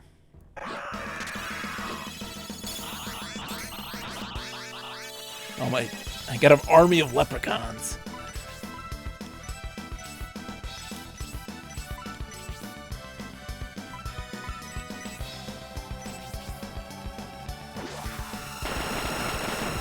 I'm excited to see though what, you know.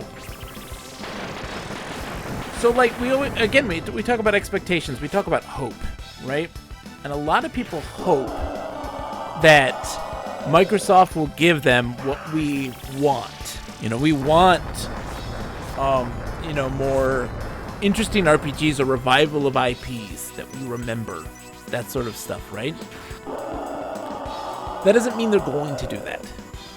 And it also doesn't mean that it's going to be good. We'd like to assume, we hope that they will be. But we let those hopes and expectations drive how we as a consumer perceive the market, you know, and perceive the competition. Like, oh, they're bringing back Fable. It's going to be fantastic. Not necessarily going to be fantastic. Oh, I did the leprechauns instead of the incubus. Dang it. Games should be on as many possible platforms, available to as many players as possible. Xbox embracing PC is a very good idea. Even Sony has started to do so. Exactly, Sakura. I do agree. Now, I do think that there is some merit to... So, like, and this is one of the things where, at least I will say to Nintendo's credit on... is that Nintendo at least attempts to give you a reason as to why their games are exclusive to their systems. Right? The Wii. Not something that you can typically replicate on, you know, PC or on another system, you know? The Wii U, the same sort of thing. They were really trying to differentiate their hardware to give people a reason to buy it, because those games are exclusively only able to be experienced in the way that they intend you to on their hardware. So I think that is a commendable thing. I do think that that's my only exception to exclusivity, I think, is if you provide an experience that, hold on one second. Yeah. Yeah, you're not wrong, Kunononi. I'm definitely will not say that you're wrong in that assessment. It's just like how the Xbox 360 was a very different story in that department. They had so many good RPGs of Western and, you know, JRPGs. A huge plethora. And it was wild. It was a wild time. I loved it. The PC RPGs have been so good in recent years. This is true. I mean, you're talking, right? You have like the Pillars of Eternity, right? And then you have I have them. I have the games. I haven't played them, but they're really amazing. Divinity Original Sin, the Divinity Original Sin games, like those ones. Oh. Shoot. I totally used the wrong thing there. Boss fight. Pathfinder. Yes. Vampire. I still feel like Microsoft is still new to the console market. I know that it's mostly just me not realizing 15 years have passed by, but Sony and Nintendo definitely have a head start. Kunonai says, my favorite Xbox 360 game is Cult of Saga, which started out on the PlayStation. Yeah, Cult of Saga is really good. That's the dice one, right? It's almost kind of like a board game. Am I right? Maybe it's not dice, but it is like a grid-based branching path thing. Dude, Crash. Dice and cards, yeah. I know Burst Error talks about Cult of Saga fondly. Enchanted Arms is a wild one that was exclusive for a really long time. It did get a PlayStation 3 port eventually.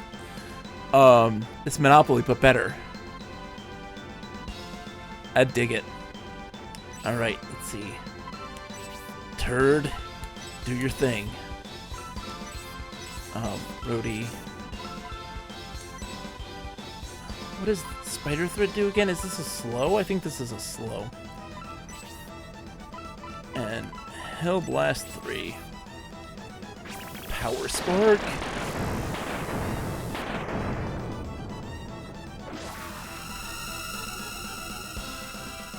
Okay, yeah, he's a boss. It doesn't work. He's a boss. It doesn't work. Ugh. I'm an old man. 23 points of damage. Okay.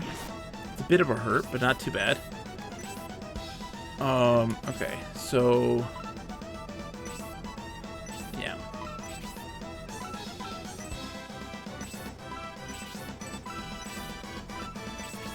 She's just gonna heal. I don't know if you guys ever played, it's the Mario Party art JRPG, Dokapon Kingdom. That's a good one. I like that one.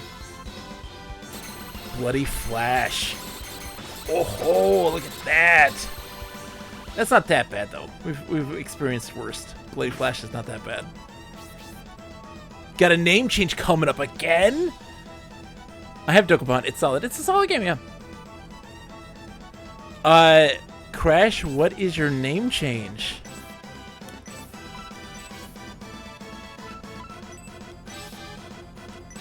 You know what? I want him to actually attack.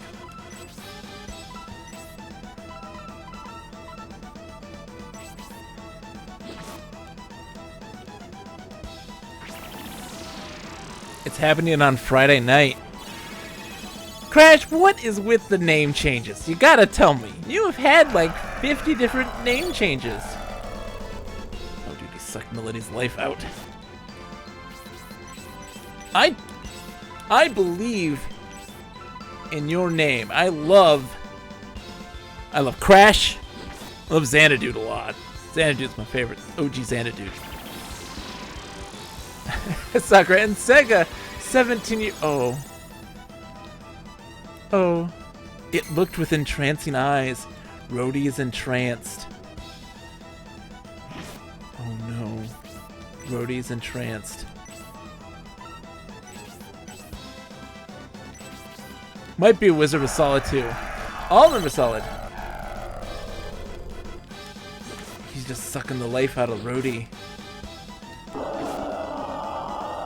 Okay, I've got to heal him.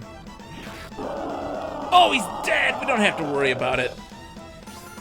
I've had this name for nearing 20 years. Boga's Meat Factory has existed. Now, for...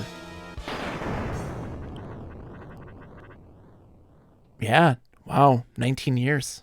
19 years? 19 years, yeah. I also had Monkey Cashew. Was another one before that. I can barely remember what I went by before 2003. Welcome. You fight courageously. I have been waiting for you. You who are Sabato's chosen ones. You who are the mortals destined to stop the 1,000-year kingdom.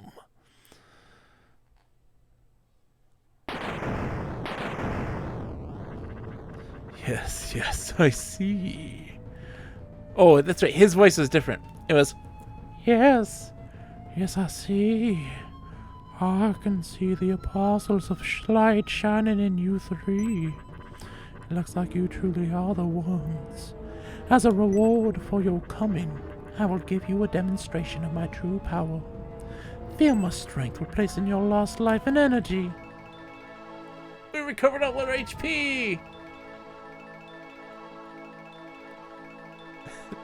Thunder! You.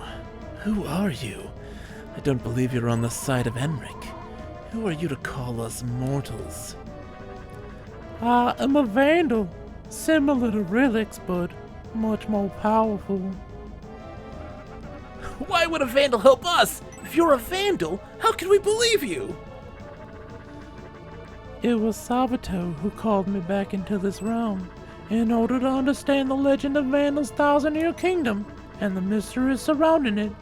He woke me and asked for help. Me, the most powerful Vandal, gone. I do not share in the dream of rebuilding the 1,000-year kingdom. I have no need of either companions or kingdom.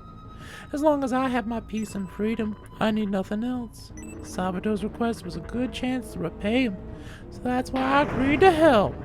It was left to you to determine whether or not this was possible, as all hinged on who would obtain and keep the spirits. So far, you have fulfilled our expectations of you. Fine. In return, I give you my advice. In order to break the black magic of relics, you will need to obtain the sacred sword from the South Shrine, and you'll need it to stop the rebuilding of the 1,000-year kingdom as well. There are 3 ancient shrines in the south, west, and east of Enric. 3 sacred treasures have been stored in each shrine. A prophecy says that the treasure placed there were for just the contingency as that which force faces you. The shrines must be visited in order of south, west, and east, as you must use the treasure acquired from one to unlock the next. Wait, the west and east shrines are fine, but how do we open the south shrine? In order to enter the first shrine in the south, you'll need something else. I summon you for the purpose of giving it to you. Take what's inside the box. Use it when heaven and earth turn upside down. Then you should be able to conquer the shrine.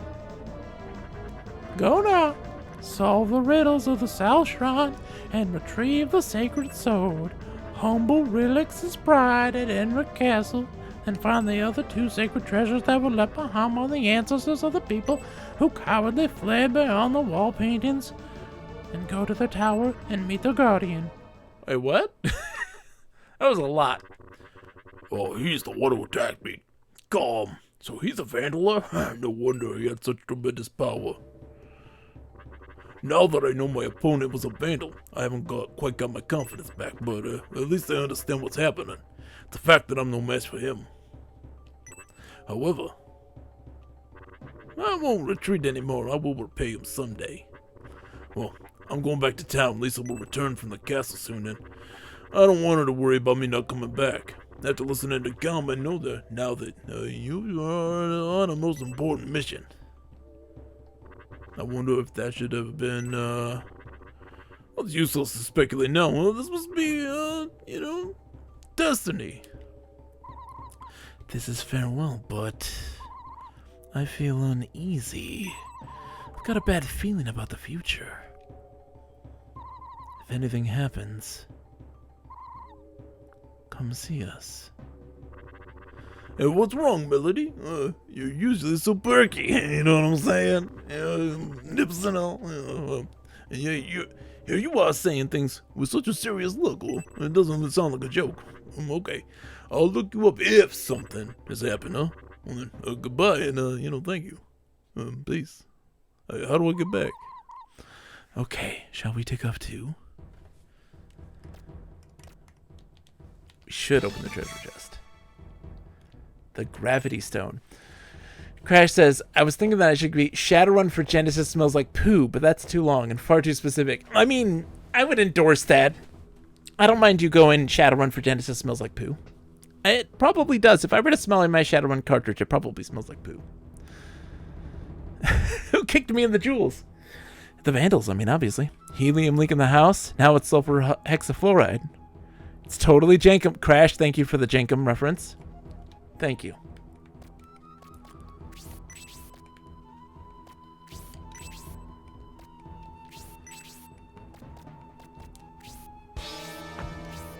Those are doors. Why can't I open them?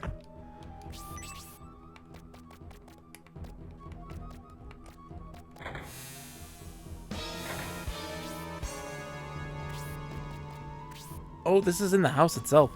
That's interesting. Yes, I am Crash. Yes, I own the game. I do own the game, but I am currently emulating. Yes. Let's get out of here. Oh, there's another path I didn't take yet, though. Gotta take that path. Gotta see. Oh, yeah. SSF is a good emulator for this. It's better than,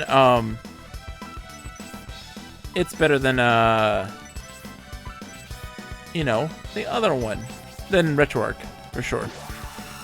RetroArch does not run Saturn very well. But everybody uses it for the convenience of having like the one emulator, and you don't need to have a bunch of different ones.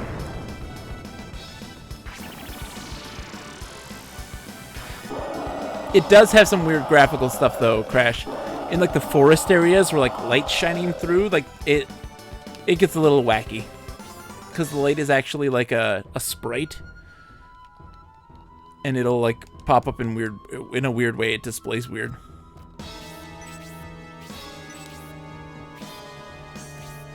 Have you played this, Crash? Out of curiosity? Okay, so let me go. Alright, take it right.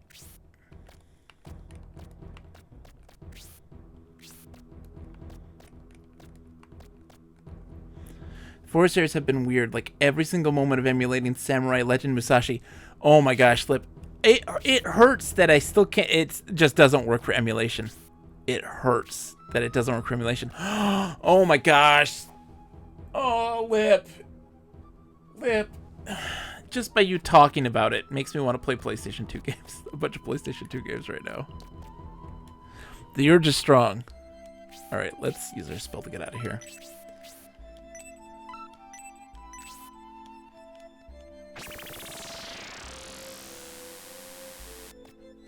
It's really janky. Samurai Legend Musashi. Alright, so going to Enric. We gotta go talk to folks. We gotta get some sleep. Yep. You must have responded. Oh yeah, we've talked to you already. I just want to see if there's anything different. Wait, he left. He's got to come back soon. He has so much of our inventory. Oh yeah, the ugly rumor. Okay, I don't think they have anything new to say. Lip, man, I gotta play Road Trip is a big one for me. I don't know if you've ever played Road Trip. It's an open world racing RPG where cars talk. And it is ridiculous. And Rad Robot Alchemic Drive. Dude, Robot Alchemic Drive. That's a beefy one.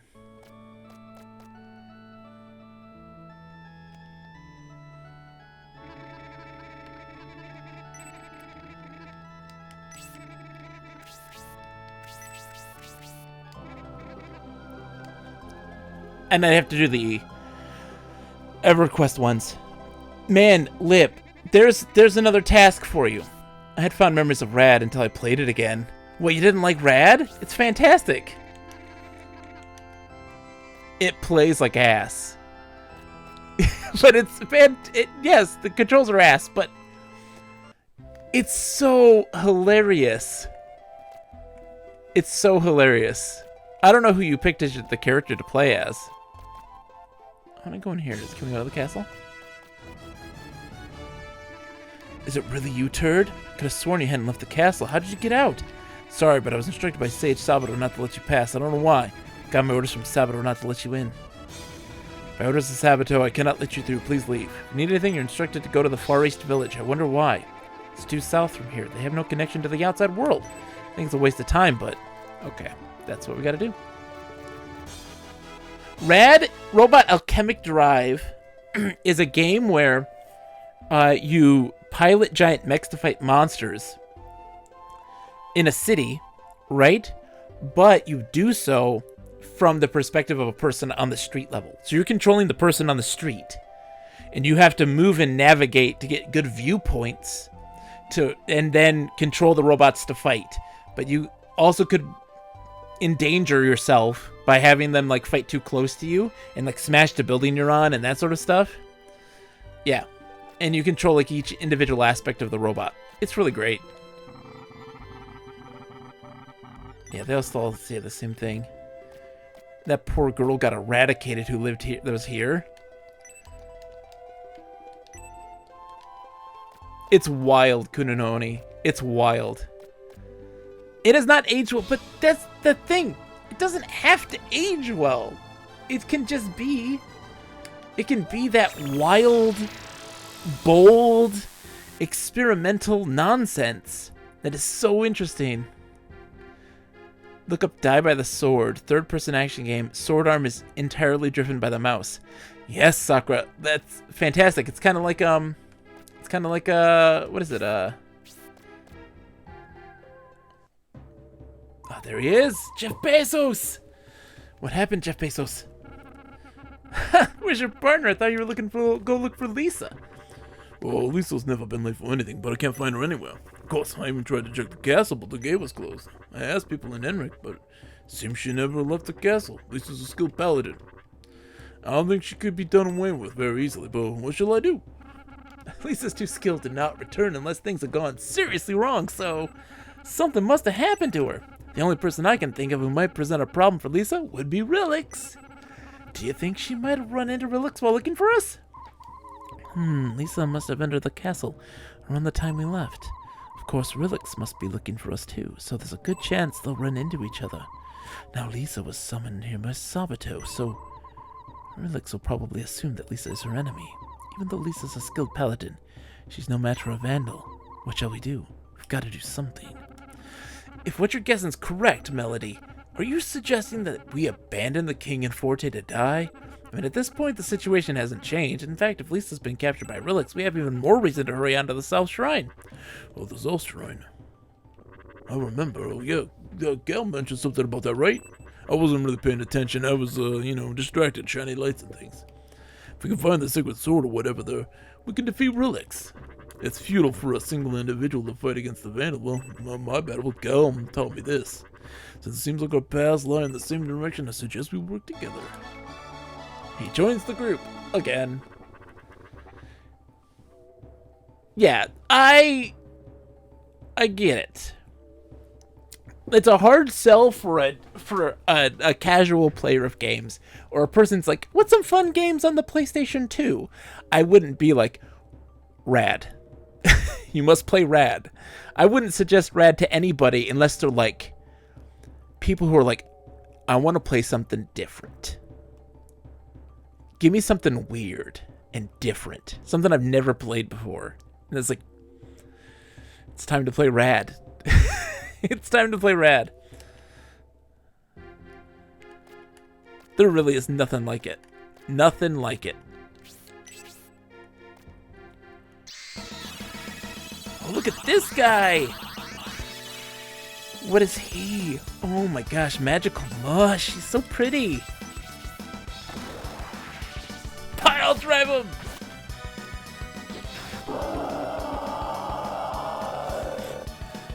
Yeah. Well, Mr. Mosquito's not too bad. It's not too bad. It's kind of like the flying in Banjo-Kazooie, Mr. Mosquito, you know? It could be worse. But it is weird. Definitely.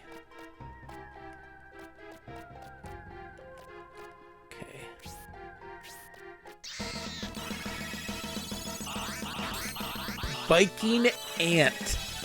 He is so cute. Look at this little guy. I love his helmet. Oh, I love him so much. I want a Viking Ant.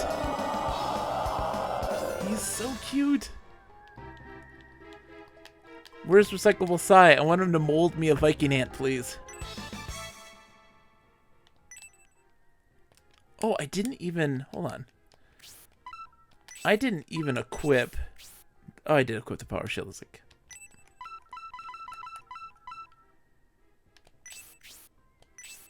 We already had the steel glove done. But PlayStation 2 is such a wild system. Like, I used to hate it because it killed, you know, the Dreamcast, which I loved. Oh, wrong direction. Oh, I still got it. Oh, you do, Crash. You love it. I have never beaten it. So, like, here's the story. My middle brother, my older brother, but not the oldest, he loved this game. And he got near the very end. And he was like, no, I'm done with this game. I don't know what to do. I can't beat it. I'm so mad. And he gave up. And I want to play Shining Force 3. But this, of course, being a quote-unquote prequel of sorts, I have to give it a shot. Like, I have to try. Warning. And I want to play it because it's fun. It's really good. I would say my experience so far has been that it does age well. It ages well. It absolutely ages well. It's fun, and it's got the quality of life that works really well. That quality of life is super helpful. Alright, so there's a downstairs. Let's look at the warning place too, real quick. Where we at downstairs? Oh, okay, it's an ice place. There's a downstairs we can go to. I didn't go down yet. But I do feel like the game has actually aged well. It plays well. It's responsive. The quality of life is nice.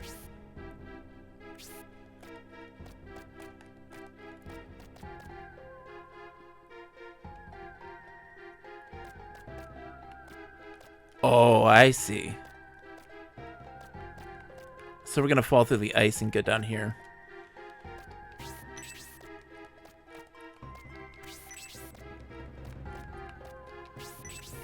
We're checking all the nooks and crannies. It scratches, yeah, I would agree. It scratches it very nicely. Very nicely. And I like the pre-rendered sprites. I think that they're really cool visually. I really dig them. I dig like the way that the crits change, and they have multiple different types of crits, like Melody being able to regenerate hit points. And I dig the fairies and stuff like that. That's a major incentive to explore.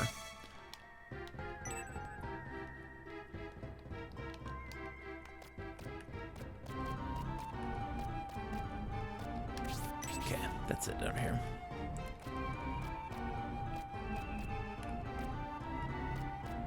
Well, I would agree with you, Crash, on, like, I don't enjoy the pre-rendered visuals typically. That's not my thing.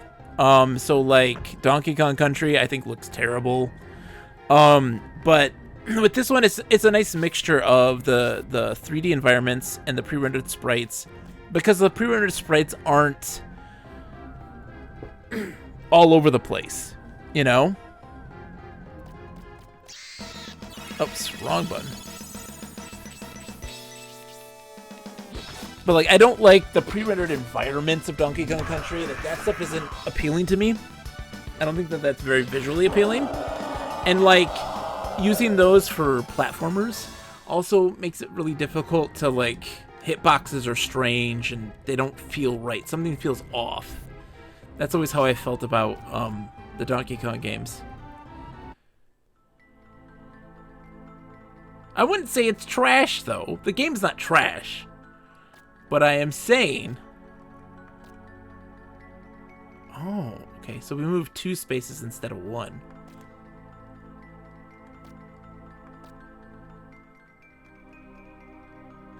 Oh, shit. Okay. Good to know. We're learning. I know you, Crash. I know how you feel. I know how you feel. But yeah, I typically don't enjoy the visuals of pre-rendered sprites, but this one, it's good because it's not used for the mechanics of the game. You're not having to use them to rely on hit detection and that sort of thing.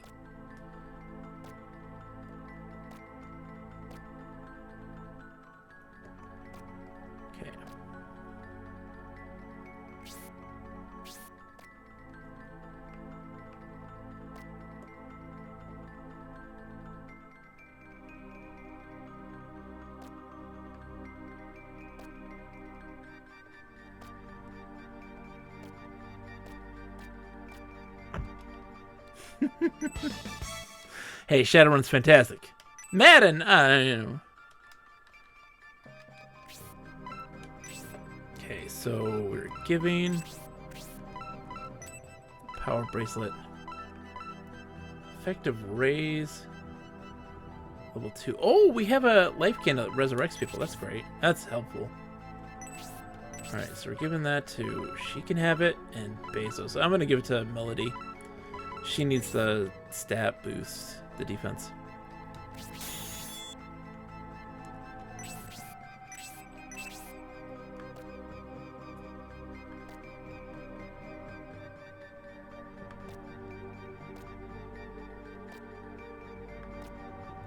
Oh, I see.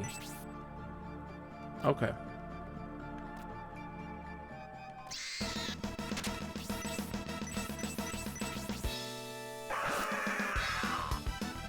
Oh, this guy hurts. Air polyp. I know. There's nothing wrong with that, Crash. Crash? Oh, man. Been playing a lot of classic EverQuest. Oh, do they summon? Oh, no. They summon another backup. I have a Wood Elf Bard now to level 15. So we're almost to the highest level I've ever gotten. You did this by an Xbox X controller. Yes, from a new gaming laptop, so my feelings aren't 100% set in stone. That's good to hear.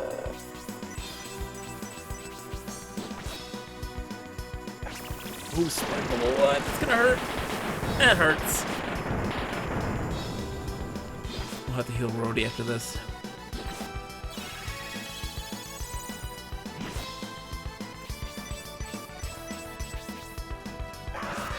Oh, we got an attack in first.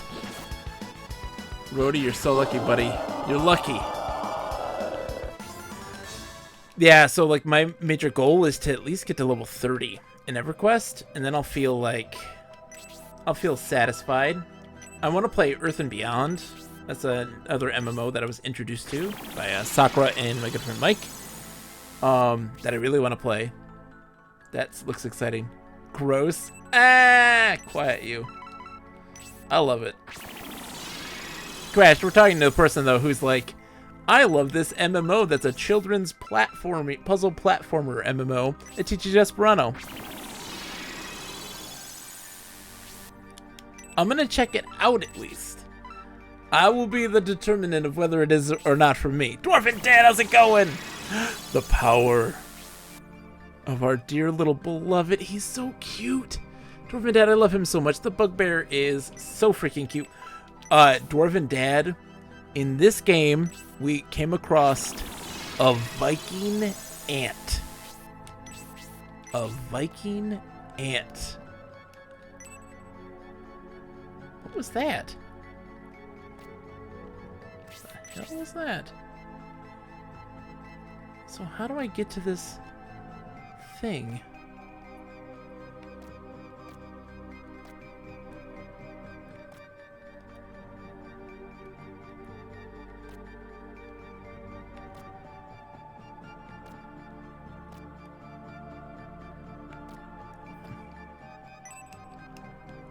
Looks very heavy. I didn't realize I could look at all these rocks. No, like ANTS. They're very cute. Crash 100%. I would be all over Asheron's Call 2. There's like nothing. There's nothing on Asheron's Call 2. No one is doing anything on that. At least nothing that I've found. And I've searched. Because I do find that to be like incredibly interesting. Nothing on it. No one is doing a thing with it.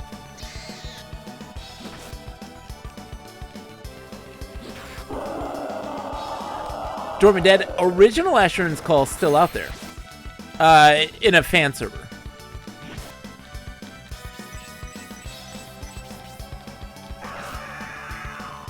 Yeah, oh man. It's such a fascinating world, and its design is really interesting. It does so many really cool things.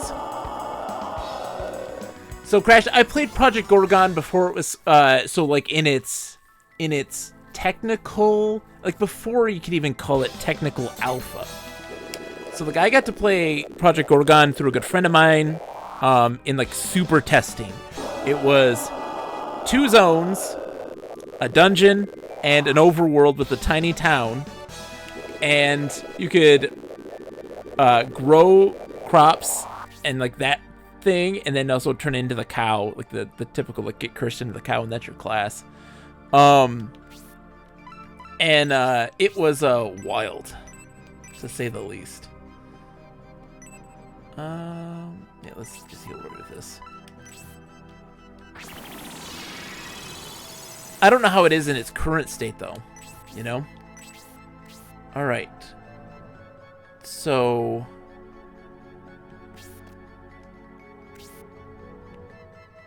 oh, can I walk on this? Oh, I can walk on that part there. That's what I need to do. Is figure out how to get... okay.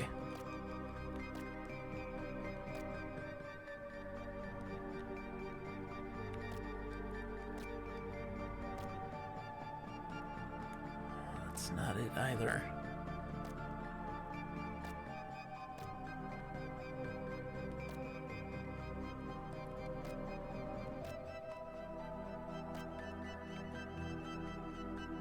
I love me some Anarchy Online. Again, another game that like I got into because of my brothers and stuff, but I never got to really dig into as much as I'd like.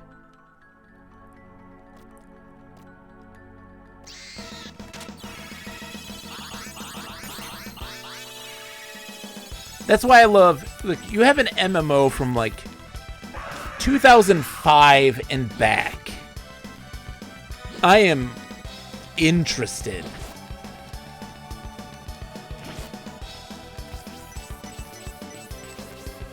Same here, Sakura. My brothers got on the ground floor back when it was like almost unplayable when it began because of all the people coming in, and you got the free time because of it.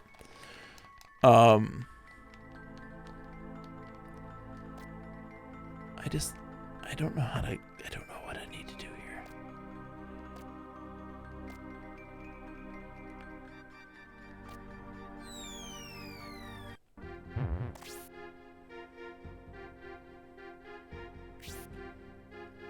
There's 1, 2, 3.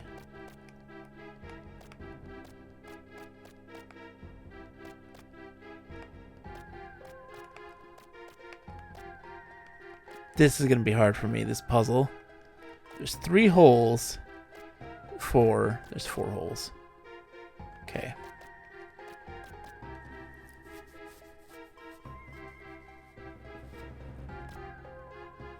Got patched with this wonderful bug that made all enemies several times more difficult. They did not correct it very fast.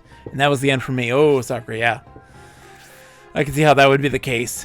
I mean, Anarchy Online very much was a game that was trying to do its... oh, shoot. Wrong button again. Do its own thing, but like it was around the time of MMOs when they didn't know what they were doing. And so, flying by the seat of their pants, and there was no baseline on how to design one and how to code one, let alone code one. Okay, so all those holes lead back down. 2, 4, 5, yeah. So we go 2 spaces. So do. Hold on, I think I got it.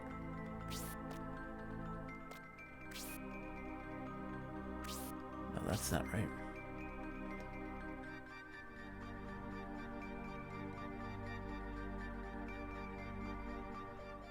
How does one get there?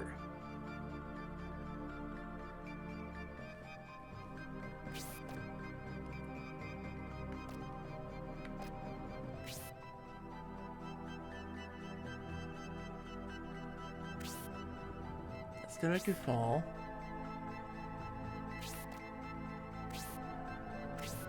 I'll fall.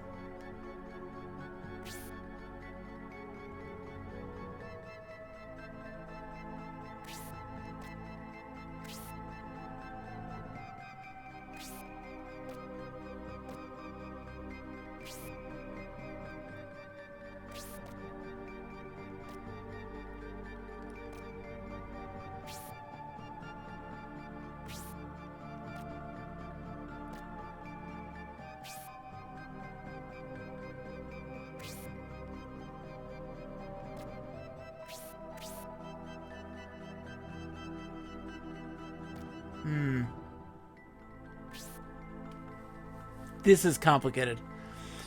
My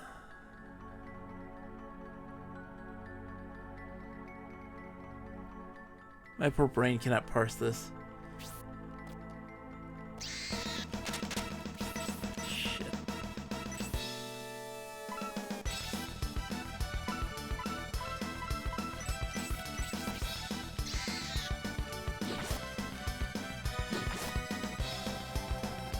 Nice, Kunon. Congratulations on the first badge. It's a good fight. You got it easy. If you're picking Charmander as your starter, it's a lot harder. A lot harder.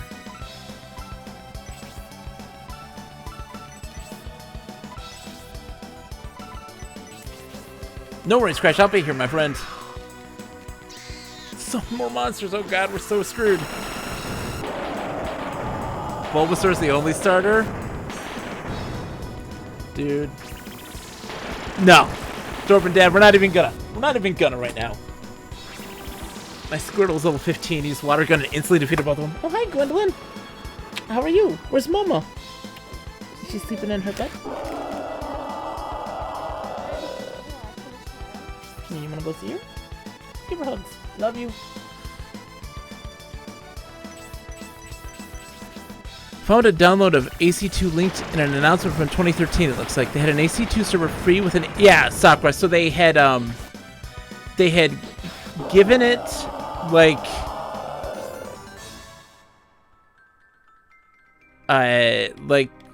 they had brought it back for a little bit for people to experience, you know, before like shutting everything down. Before everything shut down.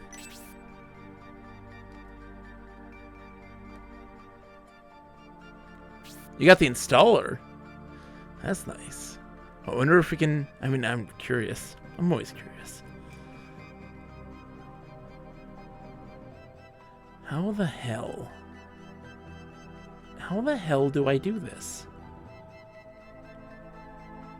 I genuinely do not know how to solve this crazy thing. Hold on. Can I move multiple spaces by charging? That's a great question.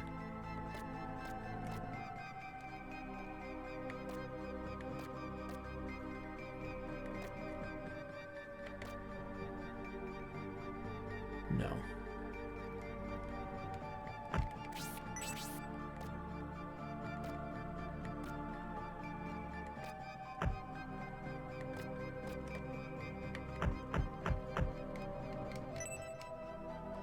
How do I... Watch out.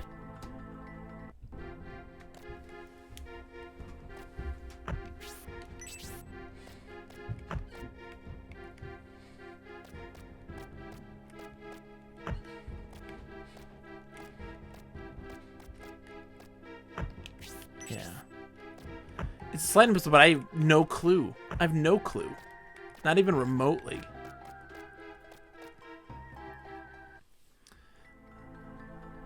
I love that Magikarp does that. That's my favorite. One of my favorites, amongst many things. I really don't understand this puzzle at all.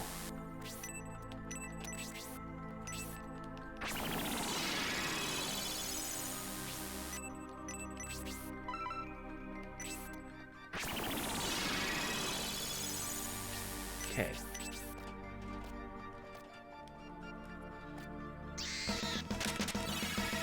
Dang it.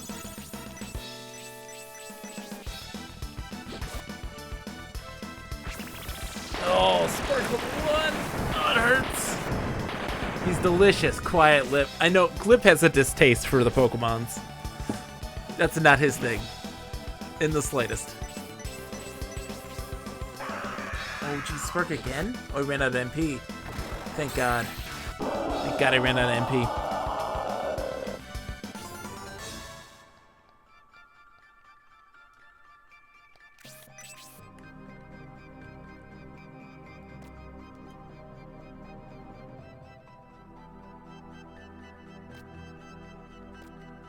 It might not be a sliding puzzle? How so?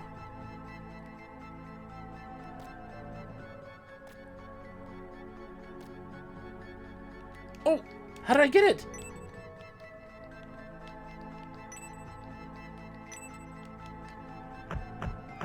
I don't need to be there. I just need to be here. I don't know how I got it this time. I genuinely don't know how I was able to do that. I got lucky. I got lucky. That's all I can say.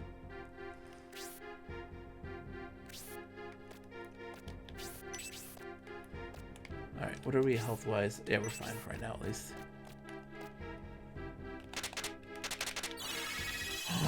Not okay. Oh, we're fighting the snake dude. Alright, we gotta heal.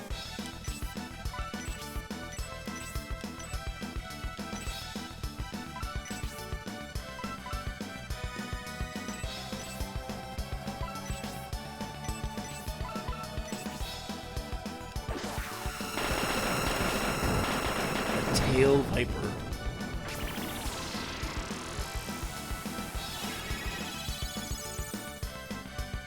Crabby legs, yes!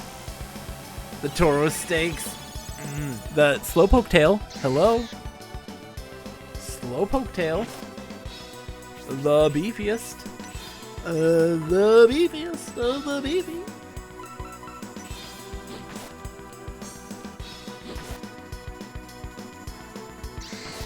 Oh, jeez. Blood is poisoned.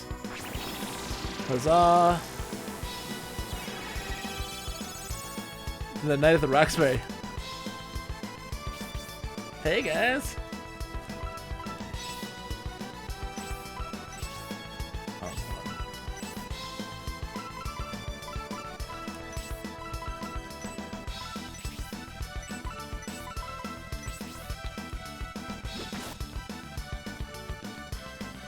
what is love? Bogey, don't hurt me. Edgar, how's it going, my friend? How are you doing tonight? I hope you're doing well. It's good to see you.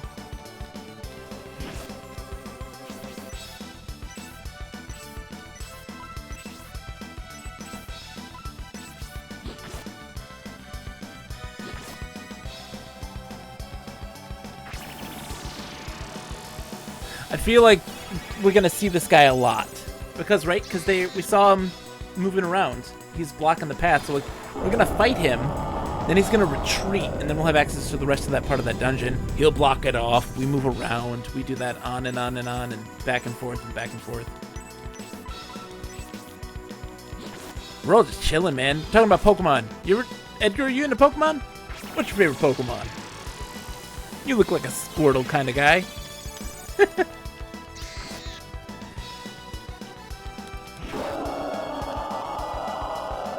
That was just one of the heads.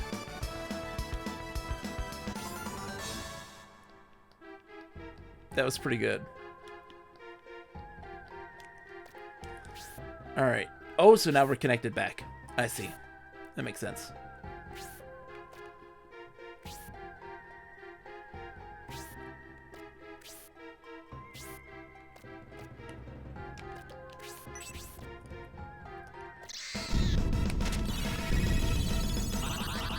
Snowing earlier, DD. You don't typically get snow, do you?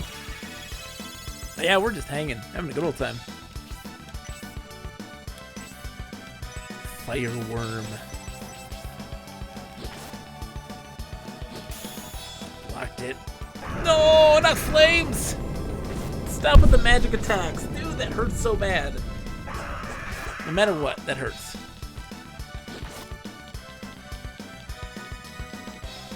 Cast a blinding spell. Oh my gosh, all blinded.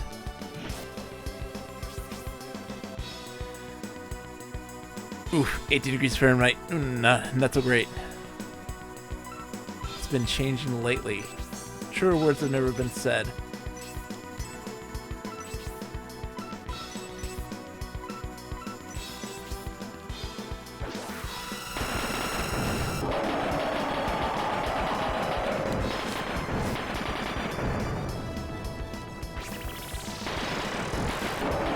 We haven't had much snow here in Michigan this year, which is also very alarming. Flames wouldn't be so bad if they weren't so darn hot. Michigan typically gets a lot of snow. We've had an excessively mild winter so far. A concerningly mild winter so far.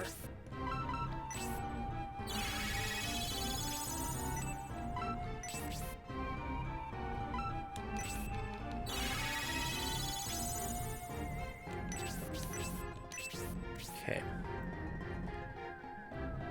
I want to go back. Yeah, there's too many wild winding paths here.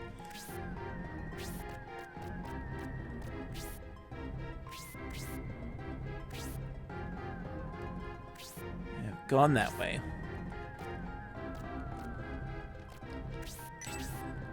North Carolina in 10 days. They have snow now. Hopefully it'll be around for some. Nice. Oh, this is another downstairs area for holes. Yep. Okay, there's another trap at some point.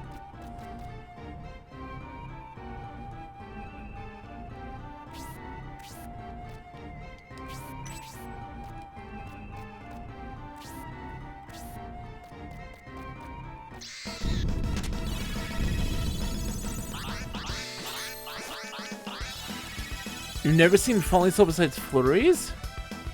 Shut the whole world down for us for like a week. I believe it. All you southern folk. No idea. Didn't kill the bat.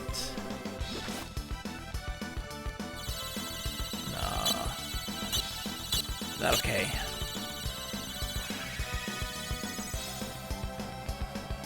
Yeah, we're just always in the snow. Always, 24/7. Everybody's mesmerized. Oh, come on! Gabe, don't do this to me. Everybody's mesmerized. He blocked it. Of course he did. Because the stinking bat. Alright.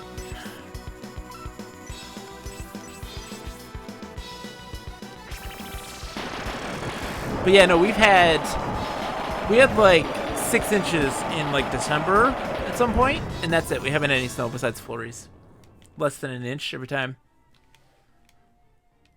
But the novelty hasn't worn off for me yet. I pretty much go play it whenever I get a chance. But I love this. I endorse that decision. Oops. Melody. Healing.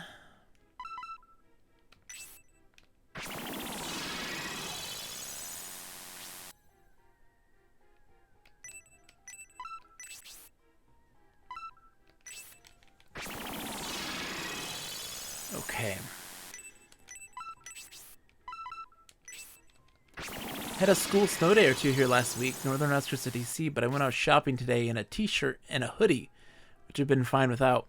Yeah, Edgar, I'm in like the situation where I'm so used to the cold at this point that I just wear a hoodie, like extra. That's it. I don't need anything else. All right, we're good. All right, so it came back around where we were before. Let's go this way. I think winds and connects back.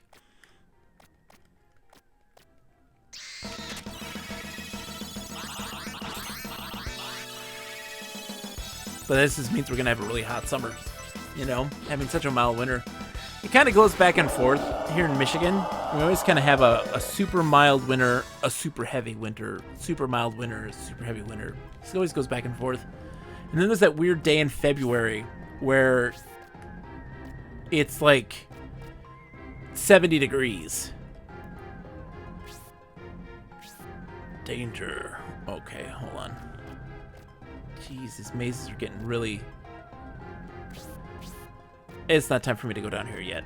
I want to explore more of the rest of the place, because this is too much.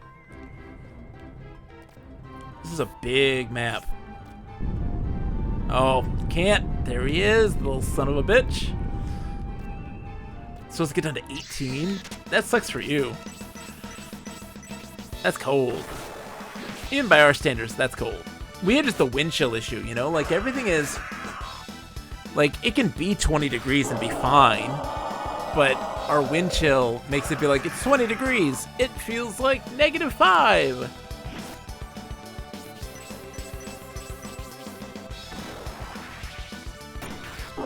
I love the pile drive. Rhodey's pile drive is the best. Okay, so we haven't gone. Hold on. Oh, so he blocked everything there.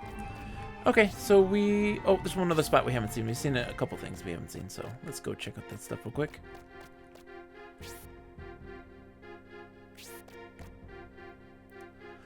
A hole.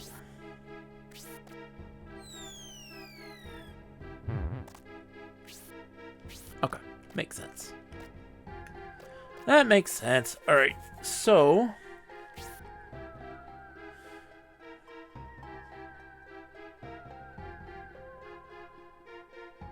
Alright, go this way, and then take it right. Yeah.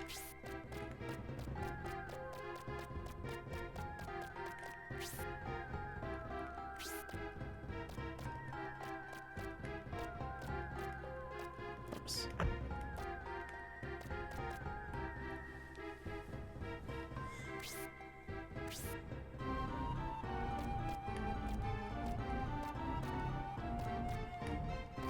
Hello. Looked into the water. It looks like there may be something. What is there? Tell me. You say there may be something. What is it? Another hole. Another hole. Okay. I'm sensing a pattern.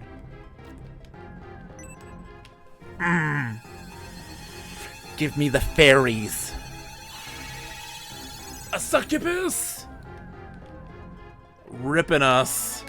A succubus named Ripinus. Ripanus. It's Ripanus. It's our friend Ripanus. The succubus.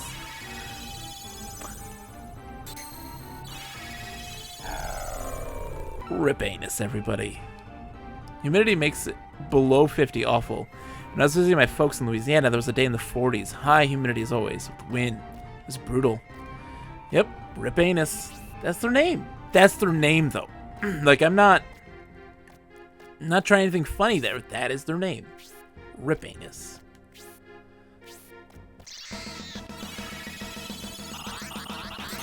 There's the Viking ant.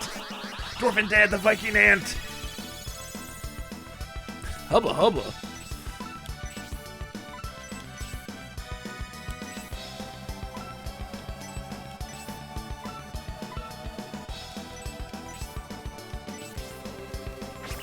Please kill the stupid bats. Thank you.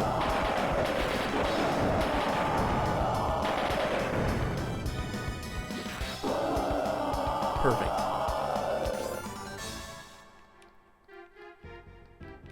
We're getting a lot of gold too. We'll be ready when we actually get out of this place and can get equipment again, new equipment.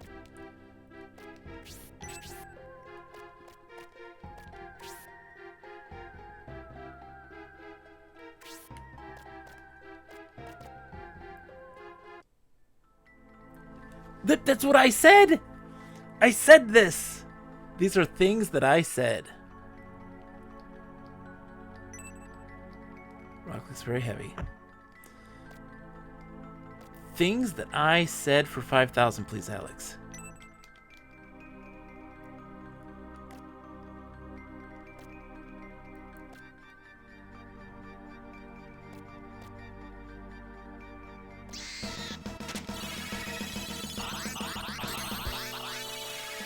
All right, like that Viking ant looks like such a sculpt. That's, oh, you missed the Viking ant, dude. He was beautiful. Okay, he was beautiful.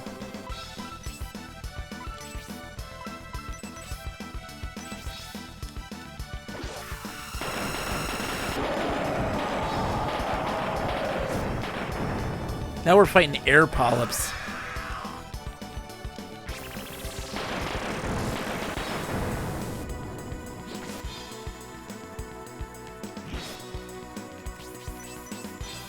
Well, thank you, Dwarven Dad. It's good. I gotta get a haircut real bad. We're gonna get one. I'll probably have my wife cut my hair tomorrow.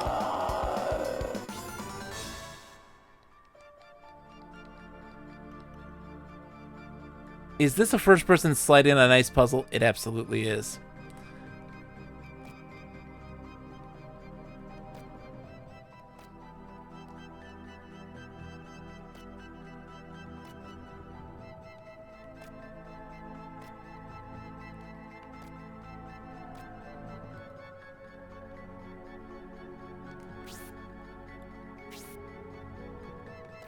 So wait, did I come in from here? I did not.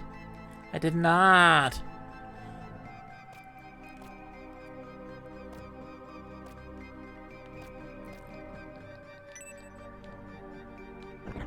Oh, yes, another fairy. Always kind of lackluster, but I'm catching up to DD on the flowing locks. Otherwise, ugh. I wish I had the flowing locks. I just had the mesh of nasty. Another leprechaun. That's 6 leprechauns. Look at him. His name's Mangus.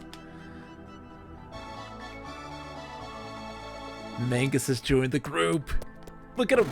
Woo! Love you, Mangus. Love you too, buddy.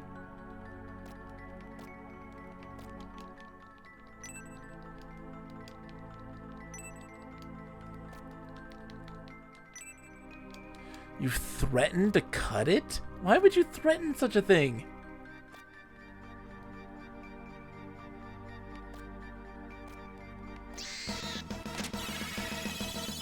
Go, my army of incubi!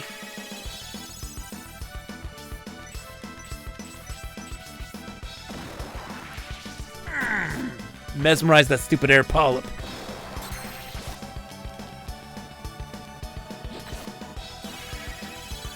So no, Edgar, it's 2 squares.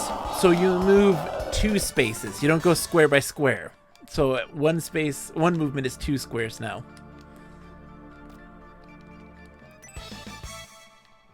Mithril.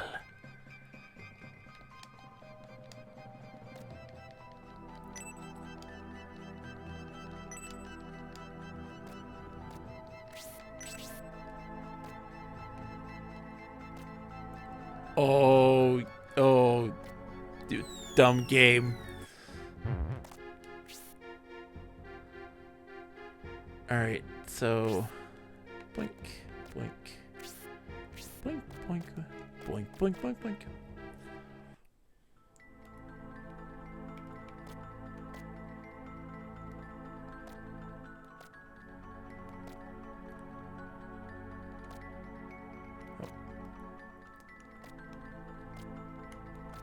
Oh, shit. Whoops. Whoops. Whoopsie daisy.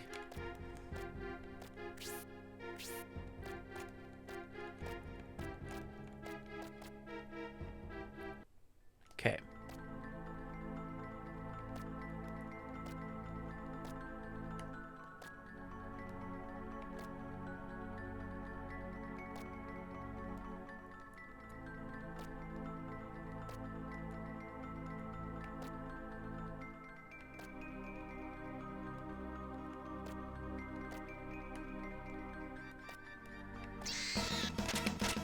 Ah, shit. Ah, shit. Oh, come on. Oh, we don't want her to cry. We do not want your 19-month-old to cry. Just die real quick, please. That's fine. Hit Melody all you like. Thank you. It's gonna heal again.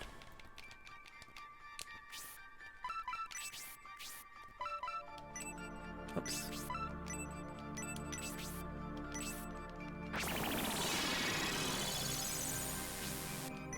Because, like, I don't know what to do with my hair. I never was a hair person. My hair is just gone. I just gotta shave it all. Just shave it all.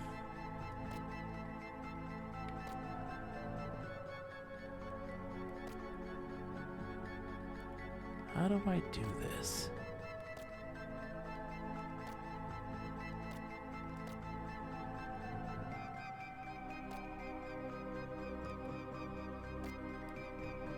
There we go.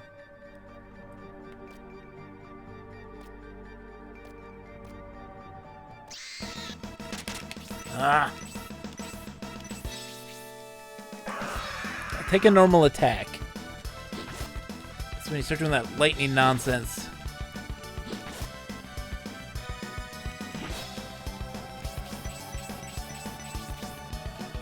Yeah, regular attack, totally fine.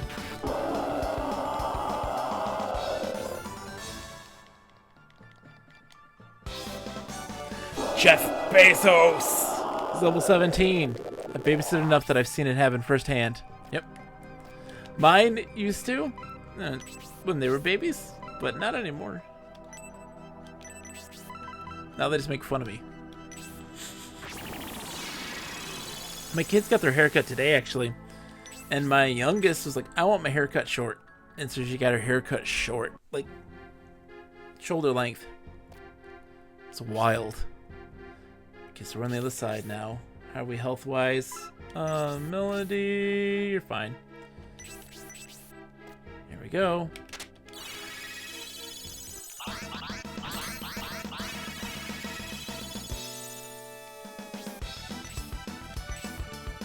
Whoa, Bezos is now front of the line. I don't know why they do that. Why they change the order that way? It doesn't make any sense.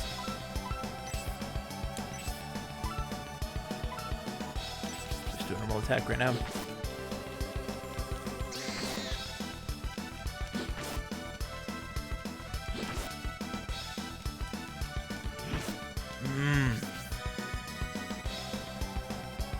No, they've never viewed hair in that way. I don't think.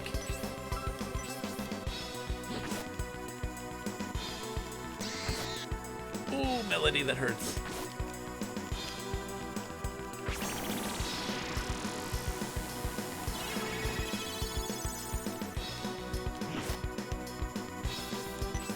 My youngest, Gwendolyn, is like, she's the only one ever that we have had in our family that has, like, cared about her hair.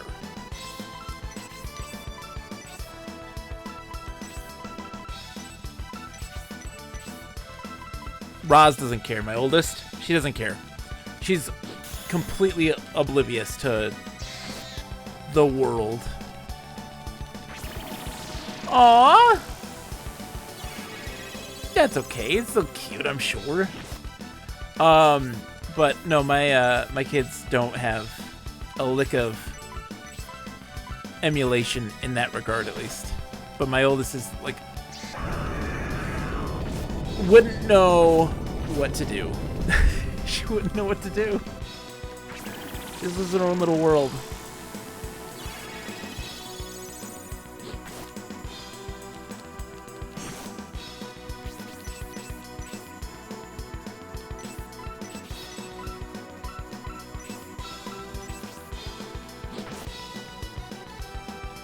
Should be getting through this head real quick here.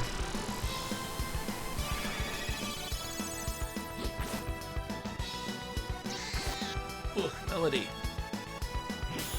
Oh, I blacked it, you son of a bitch. Alright.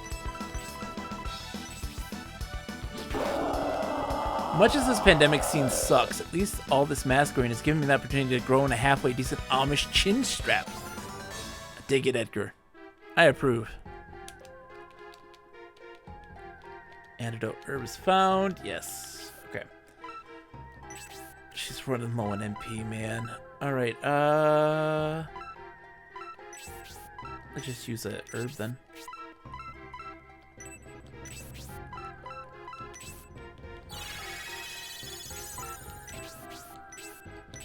Okay. It leads back.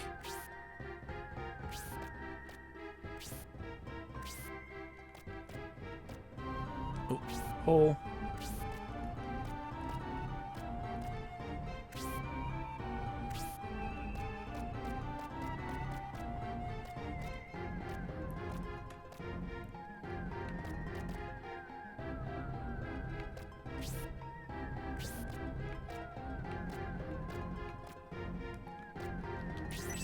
This is an interesting dungeon. I do dig like this snake that's blocking you, What's great about this is that, like, I feel like one of the things I really oh, we need to go back up then, because I bet you he'll block our path again.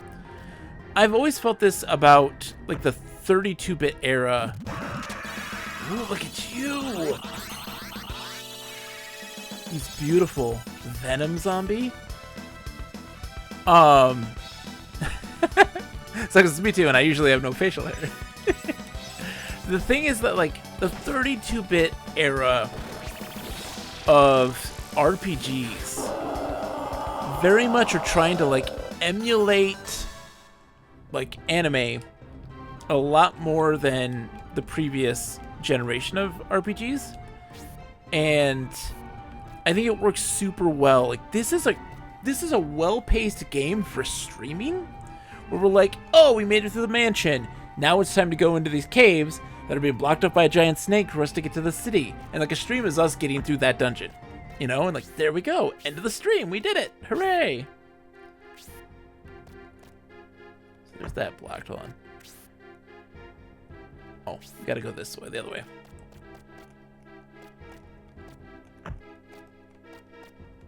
Yeah, he blocks it. And it just feels like a nice, like, self-contained episode of encounters, which I dig a bunch. That was the same case with, like, on the Saturn, Magic Knight Rayearth was very much that way. And it's just really cool. It just feels like a nice, well-paced encounter.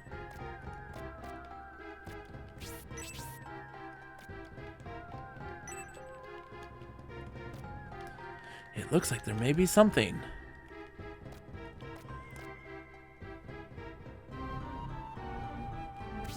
Yeah, so, like, I totally understand that, Kununoni. Like, grinding isn't typically super fun to watch.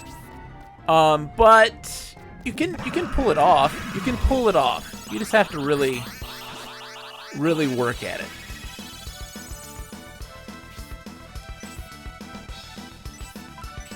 It requires some effort to make something, do something interesting with it.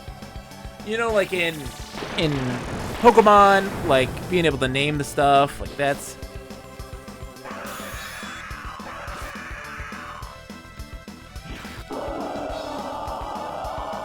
Yeah, grinding off camera as well, absolutely. But then, like in Pokemon's case, right, you're like, oh, like a Pokemon catch is kind of a big deal. Finding a rare Pokemon in later iterations, finding shinies, like those sorts of things, stuff you don't want to miss. It's tough. That's why I just don't grind. Because, suppress magic.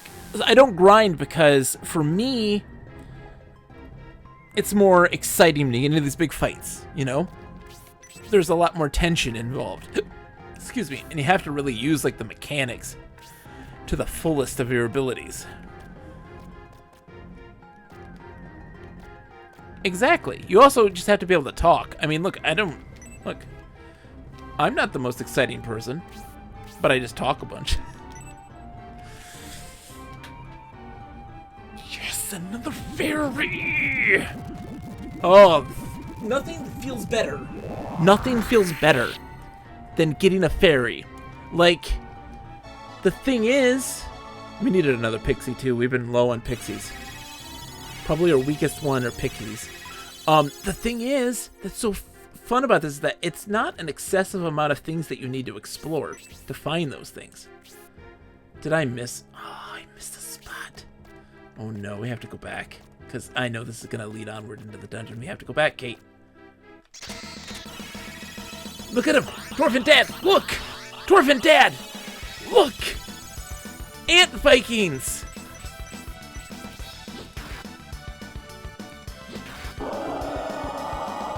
Yeah, Edgar.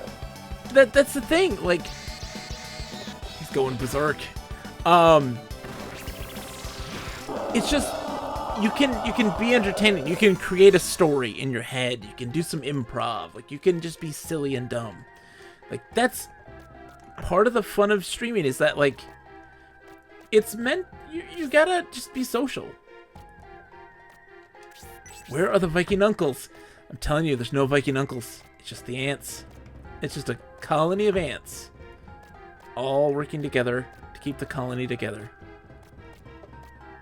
No uncles. We don't need uncles around here.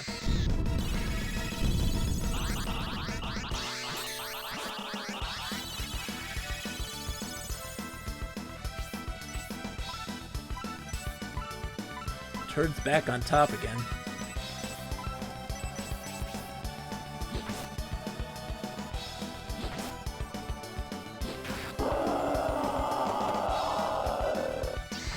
Good. Take a normal attack.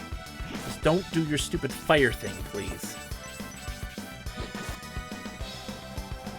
There we go.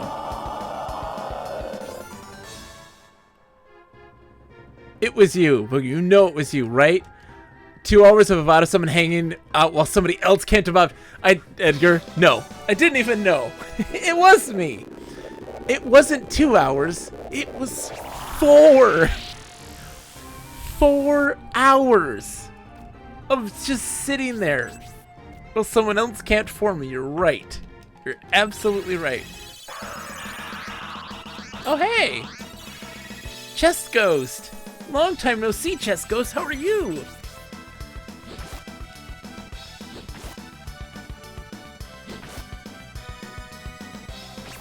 That's why you have fun with it, Dwarven Dad. Don't take my life. Oh God, thank you. Yeah, they have an instant kill. That can happen. Wait, this is yeah, it's a chest ghost. He's a much stronger chest ghost, it looks like.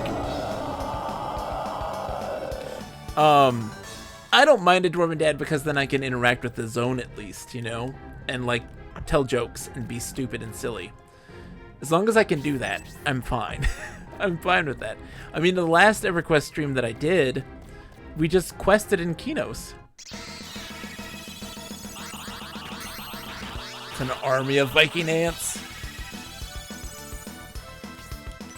Alright, Turd. Suppress. I wonder what Suppress does.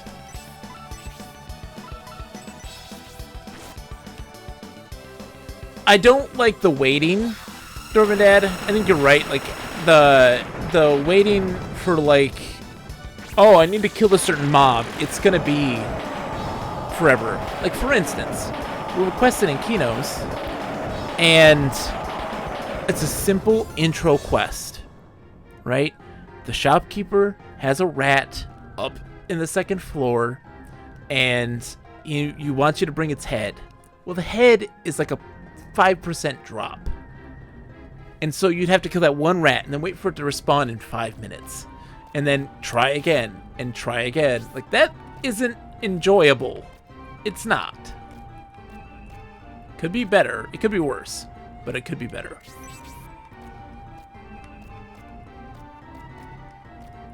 But of course then, like, you know that the quest itself isn't for, like, anything major. It's like, why do it? It's because it's kind of just... I want to do it because I just want to do it. That's how I am.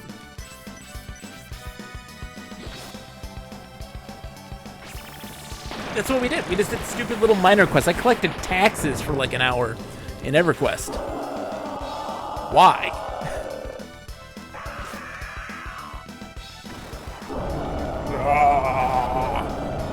The double roar. You roared the fire. They roared their death. But the taxes thing was great because, like, so you're going... In EverQuest, the tax collector was quote-unquote sick. And he asked me to go to all these shops to collect taxes from all the shopkeepers. Gave me a list of names. And so I had to then...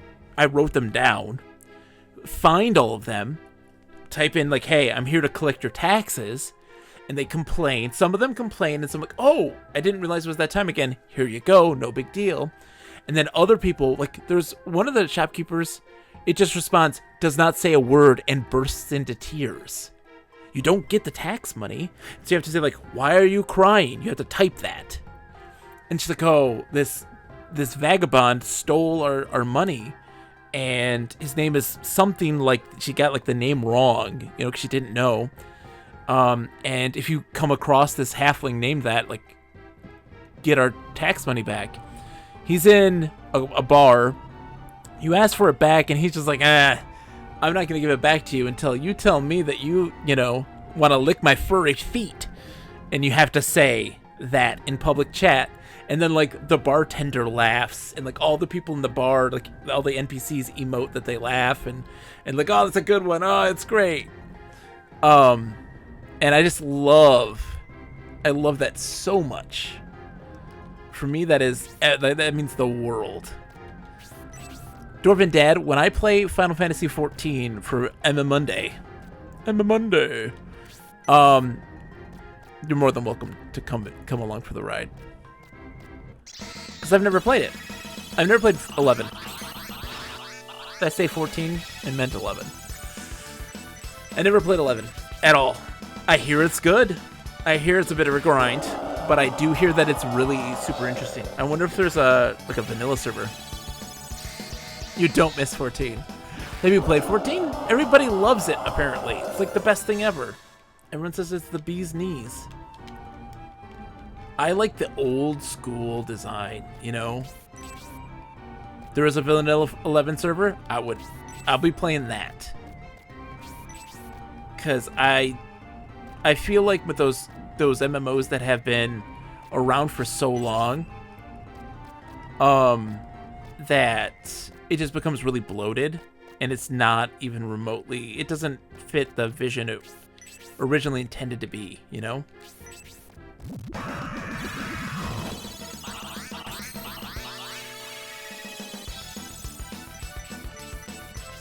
Man, I love. It's so weird. It's so weird. Why is there a genre of games that I love the most, more than any other genre, and yet I know so much about them? I have played so little. So little. I have played so little of MMORPGs. So little. And yet I've spent so much time researching them and understanding them. Everything. The cost. That is also... It's because they were... The ones that I love, that I adore, were before my time. I didn't have access to... Oh no, please don't insta-kill. Please don't insta-kill. Please don't insta-kill. Thank God. Oh, we're before my time. I didn't have access to internet. I lived in the country, so I didn't get a chance to really play them in the heyday of those moments. So, like, I love the old stuff. Dwarven Dad, like, City Heroes. Like, you can go play the private server for that. The original Ashran's Call. Play the private server of that. That's the stuff. That's where you get your experience of playing the MMO without having to pay. Because, like, Elder Scrolls Online, it's not worth it. I feel bad saying that. It's not worth it.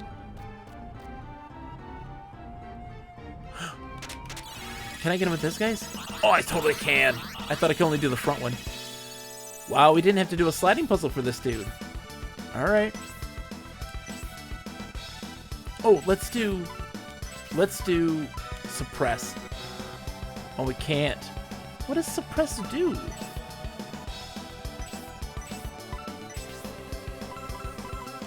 Brutal Fire 3.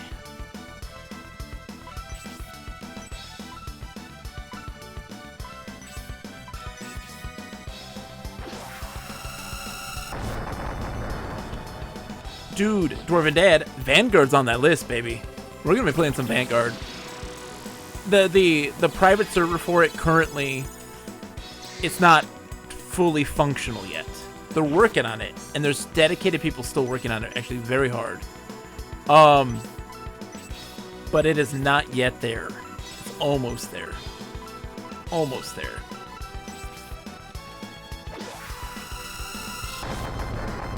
Points of damage. It's really good.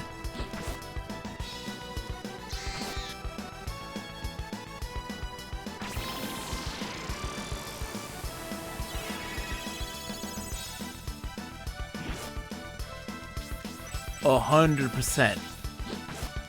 Dude, I'm gonna get an Ashran's Call. I'm getting an Ashran's Call. You're welcome. Like, that's the thing, is that those games, like, have to be played with somebody. You have to have a partner. At least one to experience a big portion of the game. They aren't designed to be solo. Oh, dude, we took his head off. He's exhausted. We defeated the Tail Viper.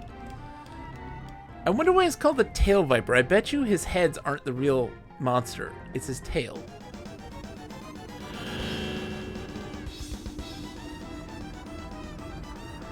Here comes his tail.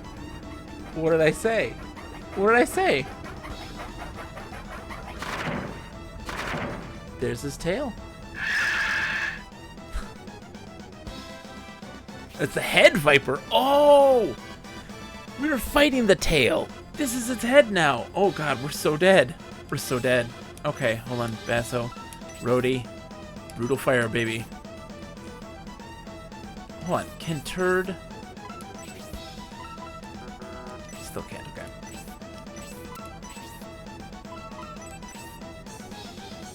Melody. Heal. Rhodey. Shadowbane. Yes. Recital, you cut off the 3 heads and the 3 tails. Lip, you cut off the 3 tails, and then you fight the head. Edgar says that's why I love Morrowind. It played like, it felt like an MMO, but I didn't have to deal with knuckleheads. I think you may be 100% right there. You may be spot on in that assessment, I would say.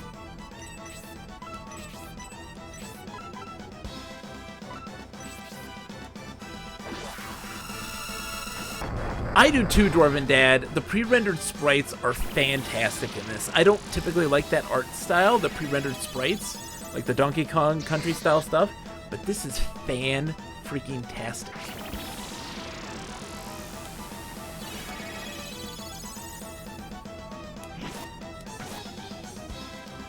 Oh, we got her bad. Okay.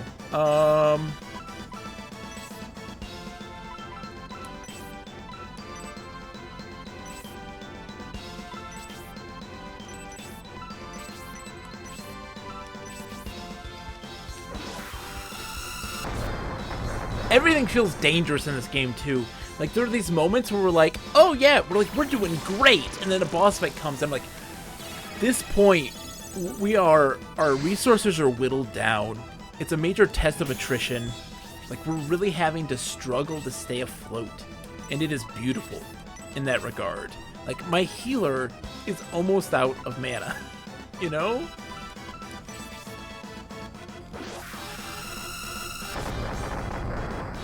It's because, like, even those enemies, when they do a normal attack, it's like, oh, they did 1 point of damage or 5 points of damage. Now we're like, yeah, we got this easy. But then they also have, like, a spell under their belt. And that spell does 25 points of damage. And that becomes a real problem. It becomes a real threat.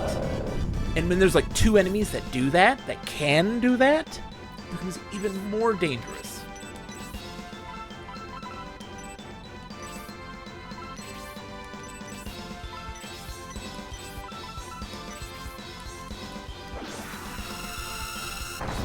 I'm just glad I haven't been using Rhodey's magic until I got this one, and it's been very helpful.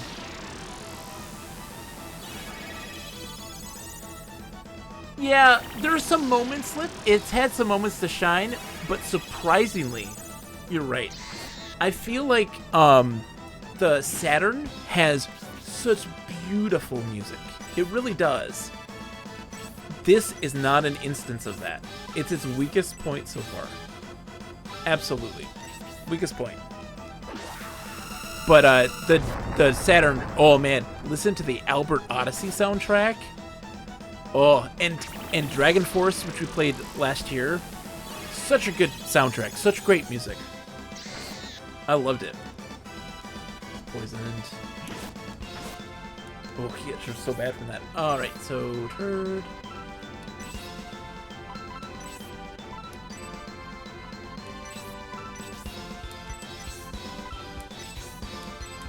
We're almost out of mana.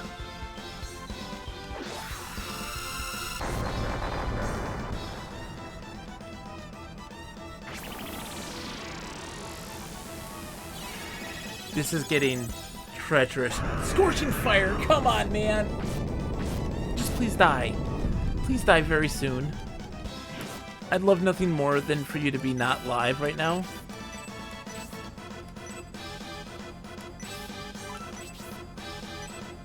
Brutal fire.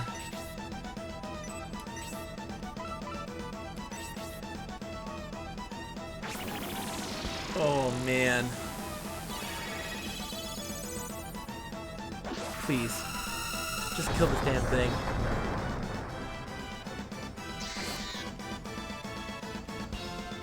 That's it for mana. Melody's out.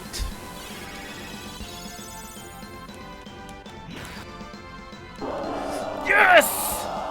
Oh my god, it couldn't have came at a better time. You gotta be kidding me. Brave apples found. Great job. Huh? Since I overheard that you are planning to pass through this cave on your way to the South Shrine, I decided to follow you inside in the hopes you could succeed in getting through where I couldn't. Now these mountains are passable again due to your mighty deeds. 1,000 thanks. I'm sure we'll meet again. That was a win. A sure victory by reducing your opponent's HP to 0. I think I was able to successfully do that, I think. Hold on.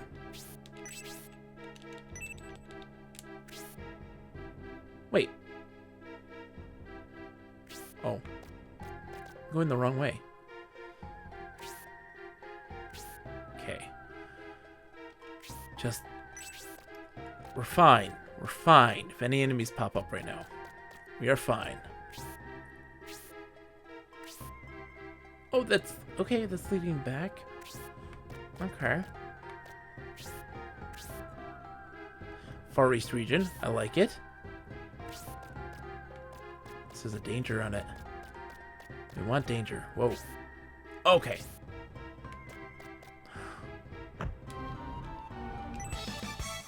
Yes! Life ring. Okay. Let's get... Oops. Let's give that to somebody.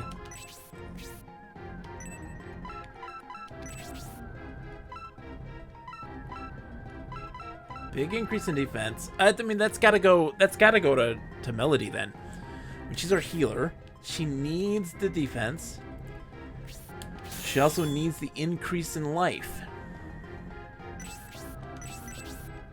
Okay. That was clutch.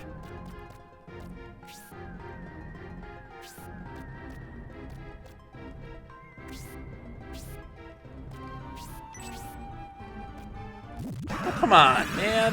Come on, man. Let's just get out of here.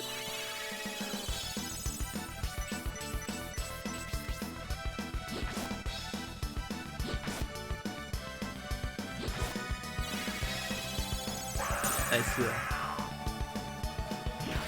There we go. There we go. Let's go. Let's get out of here. Because what also we get to do when we get out of here is shop. Excited to shop. Oh, come on now. Come on now, guys. I'm out of mana. Like, let's just... Can't we all just get along? Please?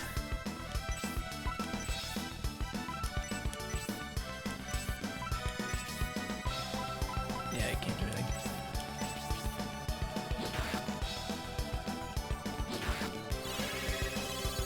This Melody's regaining. Oh, come on, Blaze 2?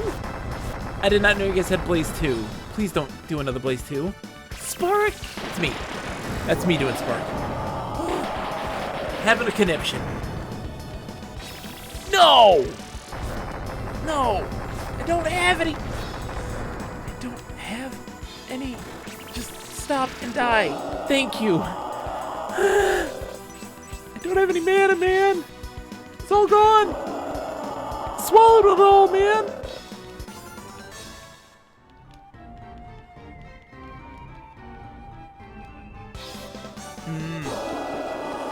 Beautiful.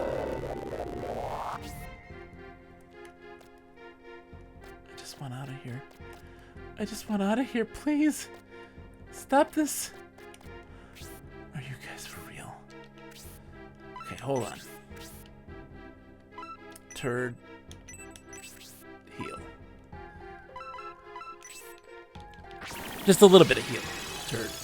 Just a little heal. Oh, gosh.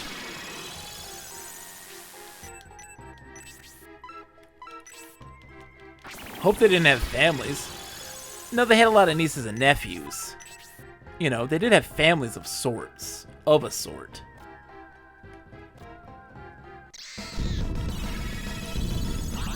Are you guys for real right now? Please, just stop this. Stop this madness. The fire dude can do so much damage. Okay. Bezos. Turd.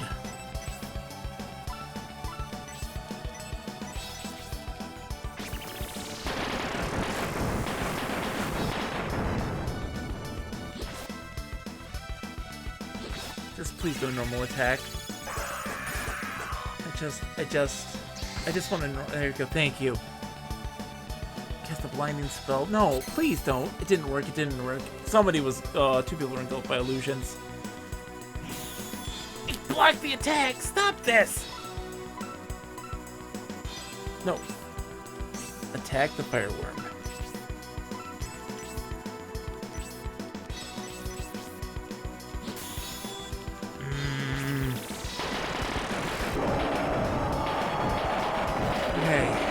Thank you. We literally cut it down to the wire. Our hero is now out of mana. Like, everyone has used all of their resources to the utmost of their abilities. Let's just get out of here. Yes! Oh, it's so beautiful. Oh. Oops. No. Wrong way. Far East Village. We'll explore here. Do some shopping, call it a night. Oh my gosh, that was a wild dungeon. Well, this is Far East Village. Our ancestors who came here from the Far East named this village in remembrance of their homeland, the Far East, in case you didn't know. Oh god, I wish, Lip. I'm just incompetent. That's the truth. The man who came in earlier is a famous treasure hunter and must have heard about the treasure in the shrine and is determined to find it.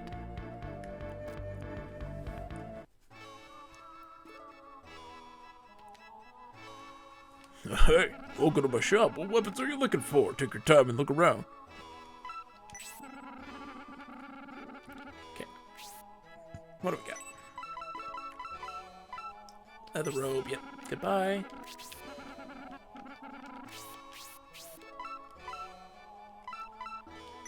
It's like, Turd has equipped the steel sword.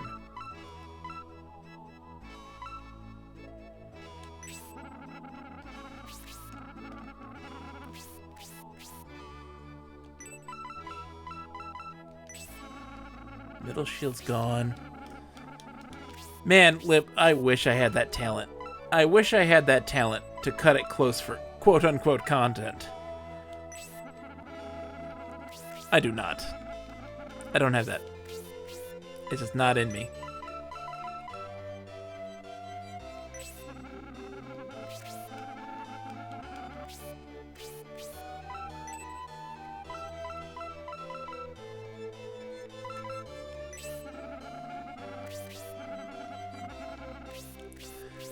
Our thoroughness, though, is paid off, I think. We got a lot of money. But, of course, I don't know how much anything costs, so I don't want to jump into any conclusions.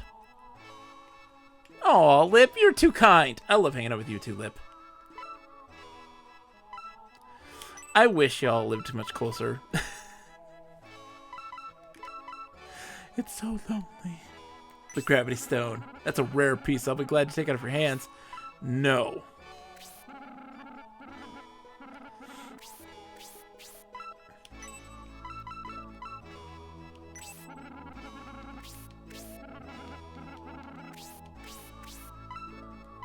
That's everything there.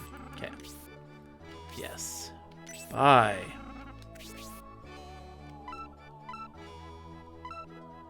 Okay. We can afford... Oh, boy, they're expensive, but we can afford these. Broadsword, yeah. Oh, it's a big improvement, too.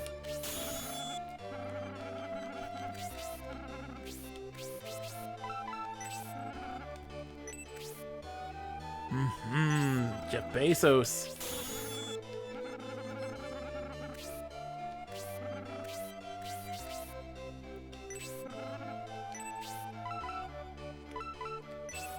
Every time I see it abbreviated BMF, my mind goes to, now, I want you to look in that bag and find my wallet. It's the one that says, Bogus Meat Factory. Badass motherfucker. So close. Oh no, hold on. I gotta... Hold on. Rhodey's got his pockets are full.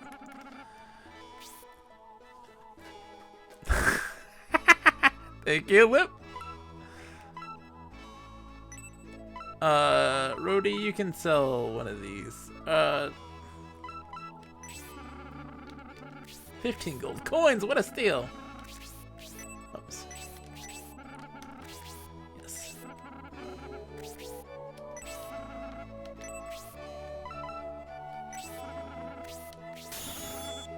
Real warrior now. No.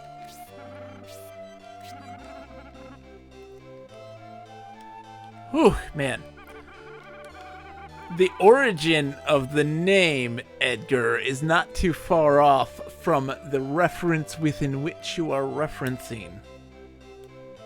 The origin of Bogus Meat Factory is not too far off from the name referenced in your reference. I did not buy something earlier, lady. Disguise. Alright, wow. Okay.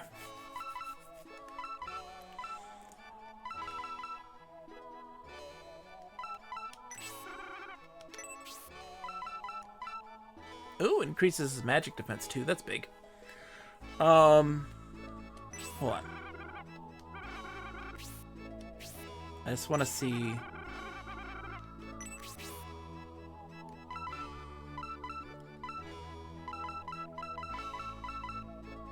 Shinobi Glove. Okay, so let's see the iron armor.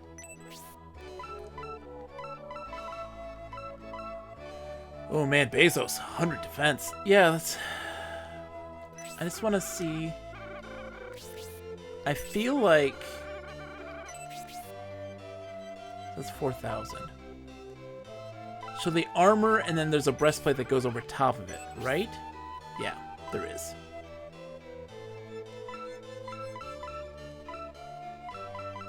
I think that's how that works.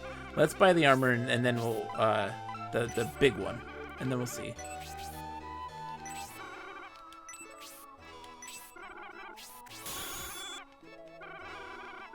Don't need the chainmail anymore. Nope. Yeah, it goes over top of it. So it's double.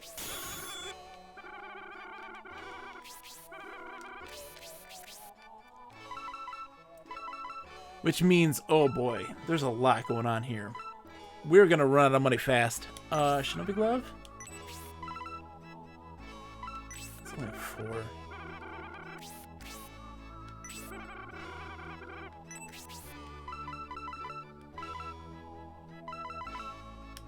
Shield Tiara.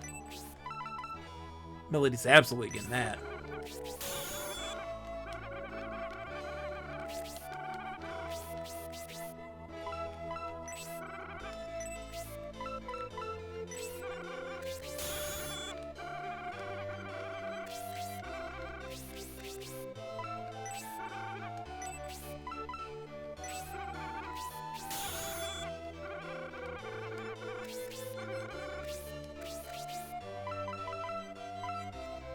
Yeah, wow. Okay, yeah,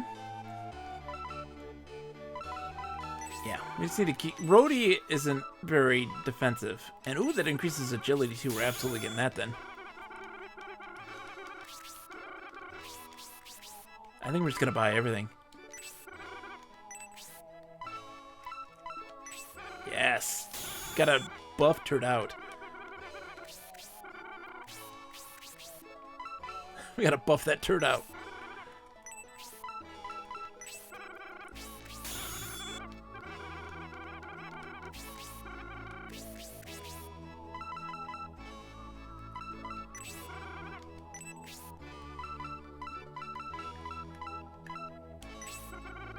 Dude. Our defense is definitely an improvement right now.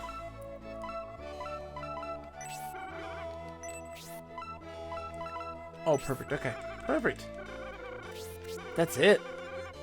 Wow, we got buffed up. All right, let's explore the town a bit.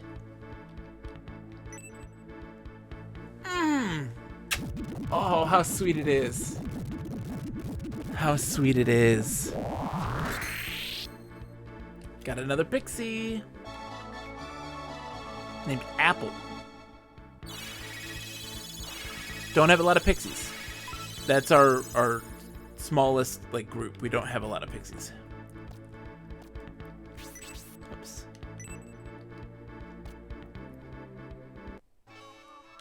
Yayoi. It's one letter away from being very not safe for work. Yayoi. The sacred treasures can be perfected into even more powerful items by absorbing power from Far East magic and Western black magic, as well as by being exposed to evil. Bruce. The sacred treasures consist of the sword, the mirror, and the serpent's tooth. Each piece has its own magic. The sword is also an excellent short blade, and the mirror works also as a shield, but I'm not sure what the tooth is for.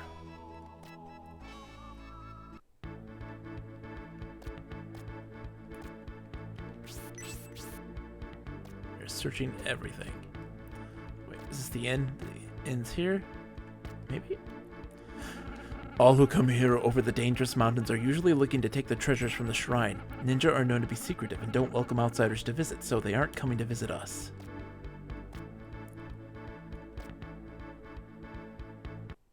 Yeah. There's Leon. Welcome to the Far East Village Pagoda. Right here is 8 gold coins per person. It's cheaper than the city. I like it. I think it's after we spent so much money shopping on all that stuff, which is fantastic because when we got to the city, we could not afford the gear that city was selling. It took us forever to get caught up to it.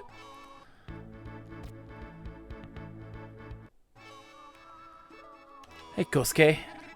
Are those pixies effective as a preemptive strike? Yes. Then you must have learned the special technique. I wish I could become good at it.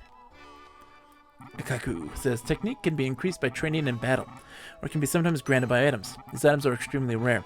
Wonder where you can find them. Sean! Hey! I'm Sean.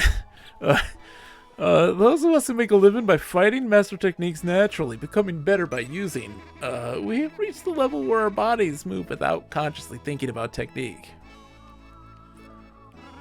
Welcome. I don't think I've seen you before. We don't get strangers often in these parts. Relax yourself. Hey, Leon. Thanks to you, the guardian of the cave has been defeated, and we can pass through freely. If you go to the shrine, we may see each other again.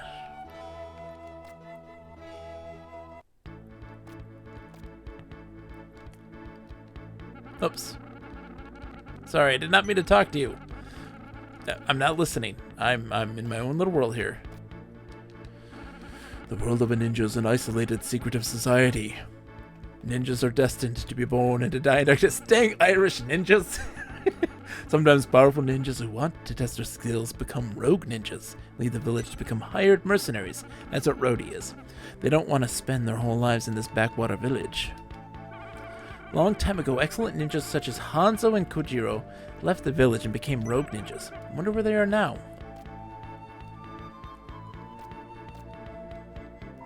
Physical power is the ninja's foundation. You must train hard at taijutsu and kenjutsu as well. Also, ninpo and magic are very important for a ninja to improve his ninjutsu. Now do you understand something about ninjutsu? Yes.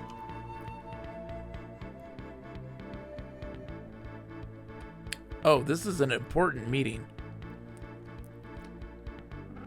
Young Master Rody left with Sabato because they both thought that the magic power of our ancestors would not be enough to suppress the revival of the Vandals by itself. Although ninjas are not known for being in the center of events, if the legend of our tribe is true, then our young master is the chosen one. Okay, we're gonna hold on.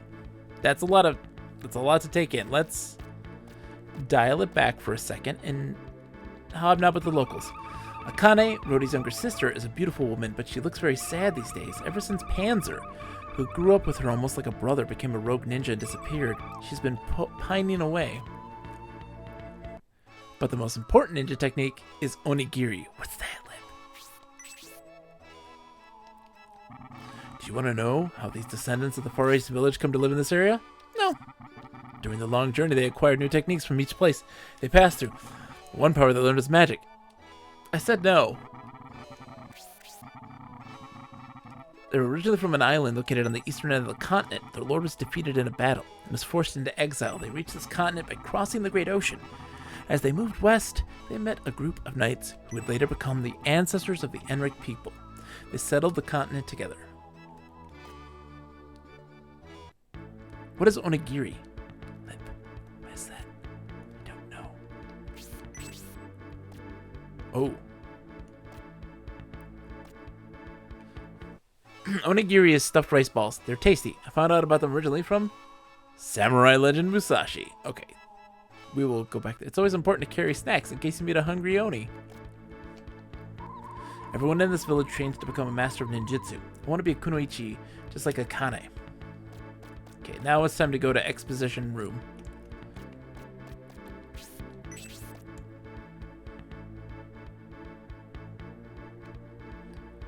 Oops. Yes, we left with Sabato, yes.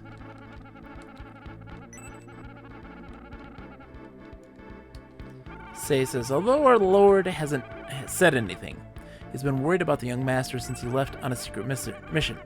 Since he heard that you were headed back to the village, he has been restless. Please go and see him.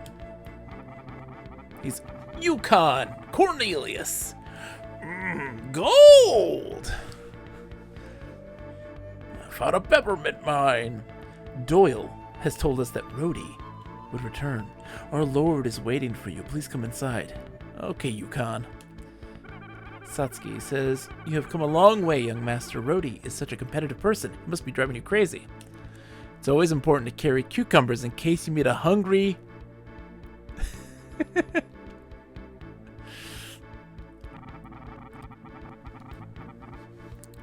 I wish to welcome you home to the village, but I see that the battle is far from over yet, Rodi. Still, you and the ones who share your destiny are welcome here as long as you stay. However, I was surprised to learn that the witch Willix used her black magic to cause evil spirits to possess the king. That was totally unexpected of her. Don't be so surprised. It's Doyle's doing. Through him I see everything that transpires. Of course, I know that Rodi was caught in an accident and lost his memory. I also know the reason why Rodi wasn't killed despite the severity of the accident. We have the spirit to thank for that. Lord, you also know what the spirit is, don't you? This is not true, but I cannot say that I know nothing either. It is said that the spirit is the origin of all power. If someone can become one with it and nourish it, that person will inherit special skills beyond other men. Long ago, those immortal heroes of legend supposedly acquired their evil power due to the spirit. That is the limit of my knowledge. Apparently, KAPPA has an associated auto emote. Yes, it does. Kappa. You didn't know about Kappa? You didn't know about... Wait, Edgar, you never heard of Kappa before? That's like the most iconic Twitch emote, is Kappa. Mythological creature Kappas are so cute, though, and possibly the inspiration for Koopas. I love me some Kappas. They are so cute. Animal Crossing Kappa? Oof. What Lisa and Basil were looking for was probably the spirit. That's why they were willing to go to any length to get it. If the spirit legend is true, and it's possible to acquire it, most anyone would kill to get that power. It is possible that even if you defeat it in battle, you won't necessarily lose your life if you possess it. What can we do? What are you telling us to do with this power? That's why. So Basso had his hit points go to 0, and he didn't come back to 1. At the end of the fights, the 3 main characters, if you die in battle, you come back with 1 hit point. It's because we have the spirits in us. You met with Gaun, did you not? Then there is nothing else I can tell you. You must solve the mystery of the Southern Shrine and get the sacred sword. Then you must banish Relix's evil cat's paw that possesses the king. That should be enough to consider for now. And while you are exploring the shrine, I'll have someone check out Enric Castle. When you get the sacred sword, please come back by here. The smug face is great for an emote. Yeah. Really? Well, you learned something new, Edgar. Alright, so it is time to save, sadly. We're gonna call it a little early, because I don't want to go into the shrine, like... This is the Church of the Far East. You look lost. I'm glad you came. What is it you wish for? Can we change class yet? No one's eligible yet. Okay.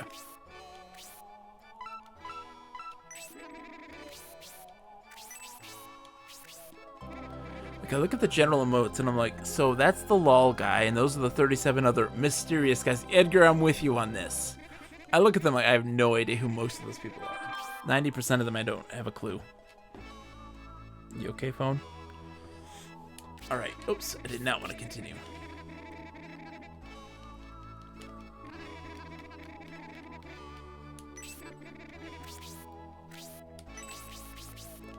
Apparently I've only played for 10 hours. I don't believe that.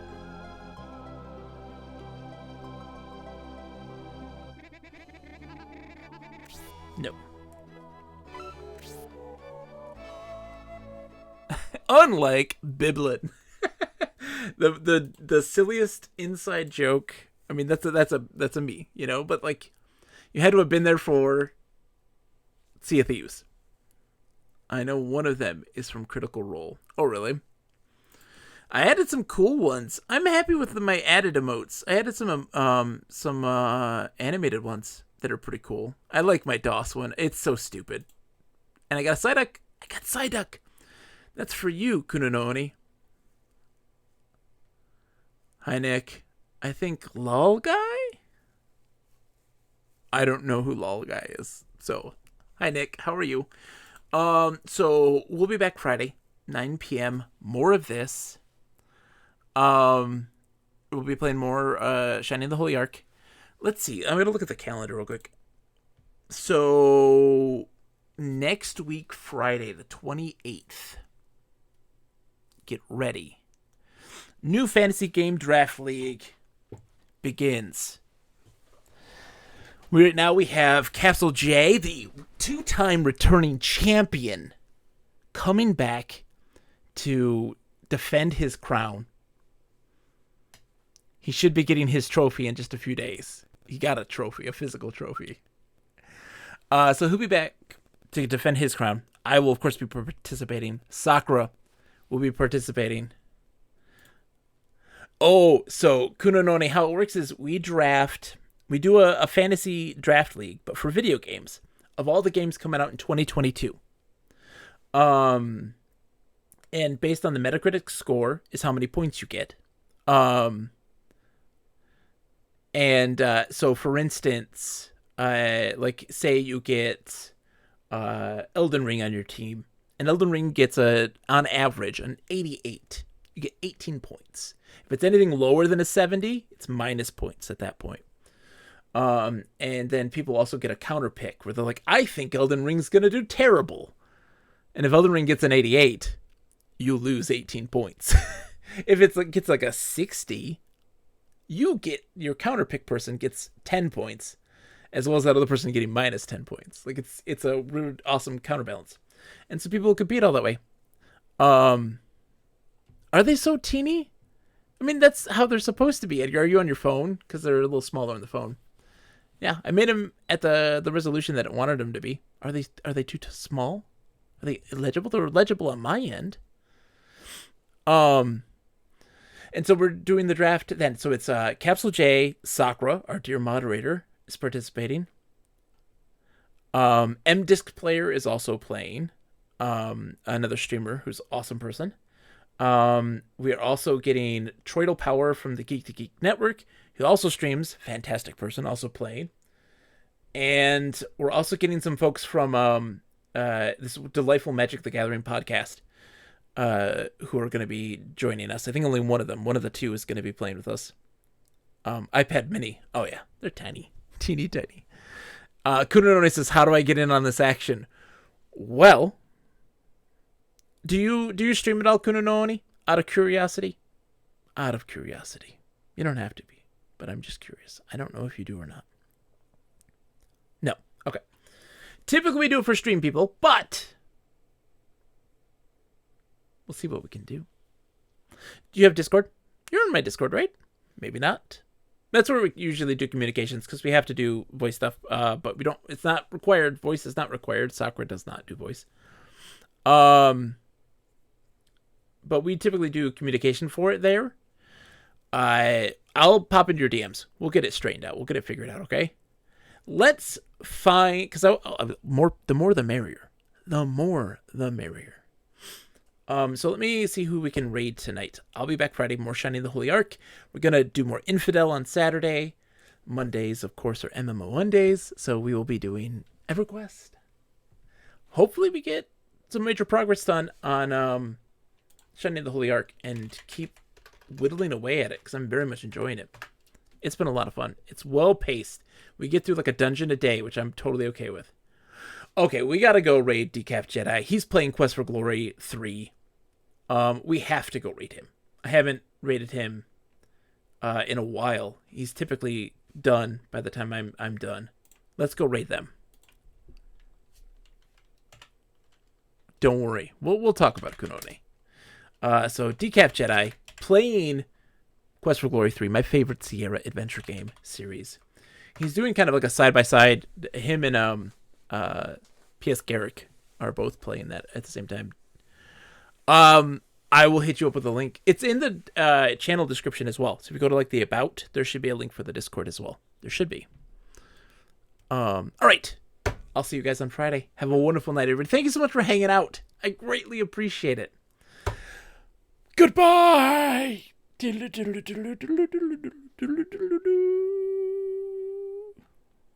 Sega.